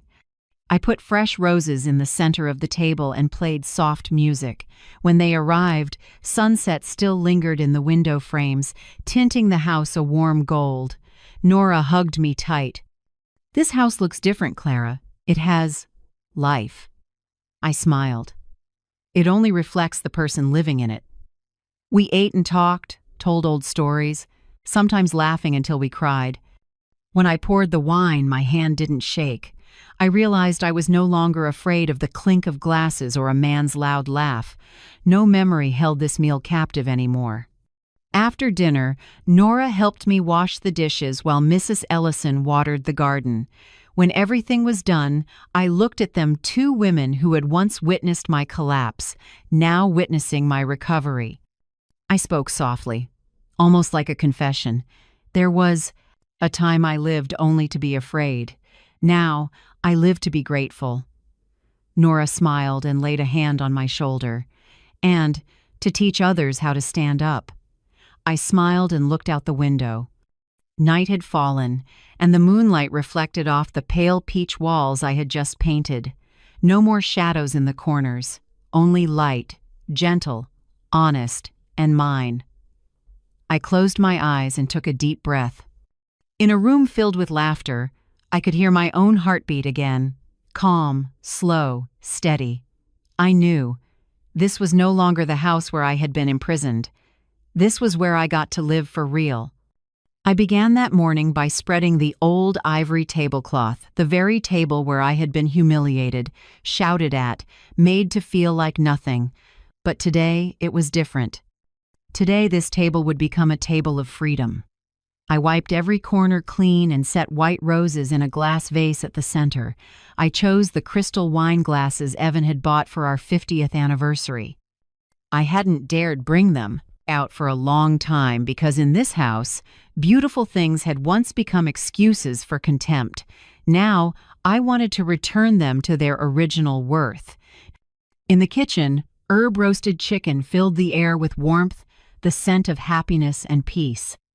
I seasoned with salt, added a few sprigs of rosemary and slices of lemon, then brushed on a little honey to crisp the skin. The oven ticked, signaling the time had come. While I waited, I prepared a tray of vegetables: carrots, squash, potatoes, simple and comforting. Last was my mother's chocolate cake, the recipe I hadn't made since she passed. I set everything on the table: the roast chicken in the middle, bright vegetables alongside, the fragrant cake at the end. Candlelight shimmered through glasses of red wine, and light danced across the pale peach walls. The house felt warm, no heavy footsteps, no sharp breaths of fear, only the quiet breath of peace. Right at 7 o'clock, guests began to arrive. Marilyn came, first the same steady smile, now lighter. She brought a bouquet of sunflowers. "Flowers for those who keep their heads high," she said. I hugged her and whispered, "And for those who no longer bow." Graham arrived next, as put together as always, but softer in the face. "I brought something. Lawyers rarely bring wine, not paperwork," he said, lifting a bottle of Bordeaux. Nora and Mrs. Ellison came together, hand in hand like old friends. Nora carried a basket of fresh, crusty bread, and Mrs. Ellison brought a mint teapot. "For ending dinner, not starting an argument," she joked, making me laugh. Lastly, 3 women from the community book group, the ones I'd met through Marilyn's support circle. They had once come to the shelter seeking refuge. Now they were starting over. One had just gotten a job at the library. One was about to move into her own place, and the other was still in therapy. I wanted them here, because this dinner wasn't only for me, it was for everyone who had walked through the dark and was still standing. The house filled with voices, soft laughter humming like background music. When everyone sat down, Graham looked around the table and raised his glass. To Clara, someone who didn't just survive, but bloomed. The table went quiet for a few seconds. Then glasses clinked. I smiled, eyes wet. "If anything bloomed, it's because you were the light that helped me sprout again." Marilyn leaned in, her voice warm. Clara, you chose to live, to fight, to heal. Many come here to be rescued, but you rescued yourself. That's extraordinary. I went still. Her words drifted through the room and touched each person around the table. I looked from face to face, each one reflecting their own story, scars and pain, but also light. I spoke, small but sure. For years, I waited for someone to save me. Then one day, I understood no one was coming. If I wanted to live, I had to be the one to walk out of that. I kept waiting to be loved while I didn't dare love myself. Saving yourself isn't selfish, it's the first act of love. Nora nodded, eyes shining. Clara, I've never seen you stronger. When you turn pain into compassion, you don't just live, you give others life. The candles whispered. The roast chicken scented the air. I invited everyone to eat. The soft ring of cutlery on plates rose up familiar, but with a different note. Not the sound of a forced meal, but of a life chosen. Graham told a few funny stories about cases he'd won. Mrs. Ellison chimed in with a tale about a neighbor who planted a tree without the HOA's permission, and the whole table shook with laughter. One of the book club women, Margaret, shared about her first job interview after divorce. I was so nervous I called the interviewer officer instead of HR director. Everyone burst out laughing. That laughter, natural, full, unforced, caught in my throat. It was a sound I had lost and just found again. After the main course, I brought out the chocolate cake. My mother's recipe, I said. She always said the best cake is made with shaky hands and a steady heart. Graham grinned. Then it must be excellent tonight. I sliced the cake and served each piece. When the last slice hit a plate, Marilyn looked at me and said softly, Clara, you've come full circle, from pain to peace. But the best part is, you didn't stop at surviving, you chose to love life again. I was quiet, lifting my eyes to the candlelight. I think surviving is a blessing, but loving life after it has crushed you, that's the miracle. Outside, the sky was clear and full of stars. A night breeze carried the scent of roses through the window. In the kitchen, dishes clinked as everyone helped clean up ordinary sounds I once feared, now pleasant. I leaned in the doorway, watching them, listening to their laughter, and felt a sudden swell in my chest. The house that had been a cage was now a refuge. The pale peach walls reflected the soft candlelight as if they were cradling every bit of laughter. I whispered, not sure to whom, life has returned. When everyone left, I walked them to the gate. Mrs. Ellison turned back and hugged me tight. I'm proud of you, Clara. Tonight you didn't just host a dinner, you held a ceremony for your own soul. I smiled, eyes damp. Thank you for planting the seed that day. No, you're the one who made it bloom. When the gate closed, I went back inside. The kitchen still held the scent of cake, wine, and human warmth. I looked at the table now, washed with moonlight through the window, and felt an odd, clear peace.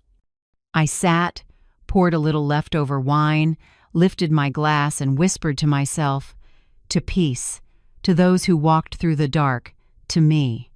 I set the glass down and looked outside. Deep down, I truly wished Caleb peace. Not because he deserved it, but because I didn't want to carry hate any longer. Forgiveness, I now understood, isn't about erasing the past. It's about freeing yourself from its chains. That night when I went to bed, I looked at the door. The lock was still there, but I didn't slide the bolt. Not because I forgot, but because I didn't need to. For the third time in my life, I slept without locking the door. A small act, but a big moment. And before I drifted off, I knew I had truly returned to life, to the light, to myself. I began each morning with a small ritual, a hot cup of tea, sunlight spilling onto the porch, and a leather-bound journal waiting on the table. On the first page, written in blue ink, it says, 3 things I'm grateful for today. It's a habit I learned in group therapy. And for almost a year now, my first line has always been the same. 1. I'm grateful for myself. I'm grateful for the woman who didn't give up on those nights when there seemed to be nothing left to believe in. Grateful for these hands shaking but still opening the door to step into the light. Grateful for this heart cracked but still brave enough to love life again. Second, I usually write, I'm grateful for this home. Because now it's no longer a prison. It's a place of peace, of morning music, of the lavender I just replanted on the porch. And third, I'm grateful for the people who walked with me. Marilyn, Graham, Nora, Mrs. Ellison, and the women I met at the shelter. Each is a piece of the mosaic of my return. Now I keep a new rule. Clear boundaries, kindness with limits. I've updated my security system, saved emergency numbers, and set up a camera at the front door. But more important are the invisible fences, emotional boundaries. I no longer apologize for needing quiet. I no longer accept things just to keep others comfortable. Boundaries, I've learned, aren't distance. They are the outline of self-respect. Every week I still go to the shelter not as someone in need, but as the woman who leads the craft class. I named the workshop From Fear to Creating. We cut paper, mix colors, knit. Some hands shake so much they can barely hold scissors, but the cuts get steadier. I tell them, our voices were taken for a while, but when we make something, even a small card, we're saying, I exist. One session, a young woman came up to me, eyes red. Mrs. Clara, I don't know when I'll ever feel as at peace as you. I smiled and held her hand. Peace doesn't arrive all at once. It comes little by little, every time you choose yourself over fear. The civil case is still moving forward. Graham updates me often. He says that even if Caleb can't fully repay, the court accepting the case is already a win. The money may never come, he said, but your dignity is back where it belongs. I don't care about the money anymore. I just want acknowledgement that I'm not weak, not controlled. This time the courthouse isn't only where justice is carried out, it's where my passage through is affirmed. On the front porch, I replanted lavender, the flower Evan loved. Years ago, it withered from neglect. Now, as I turn the soil, the scent drifts through the breeze, sweet and clean. Every morning I water it and watch each stem reach up. A neighbor passing by said, "That looks beautiful, like it's brand new." I smiled. It's not new, just given a chance to bloom again, like me. One evening, I opened my journal and wrote a letter to myself from 7 years ago. Clara, from 7 years ago, I know you're afraid.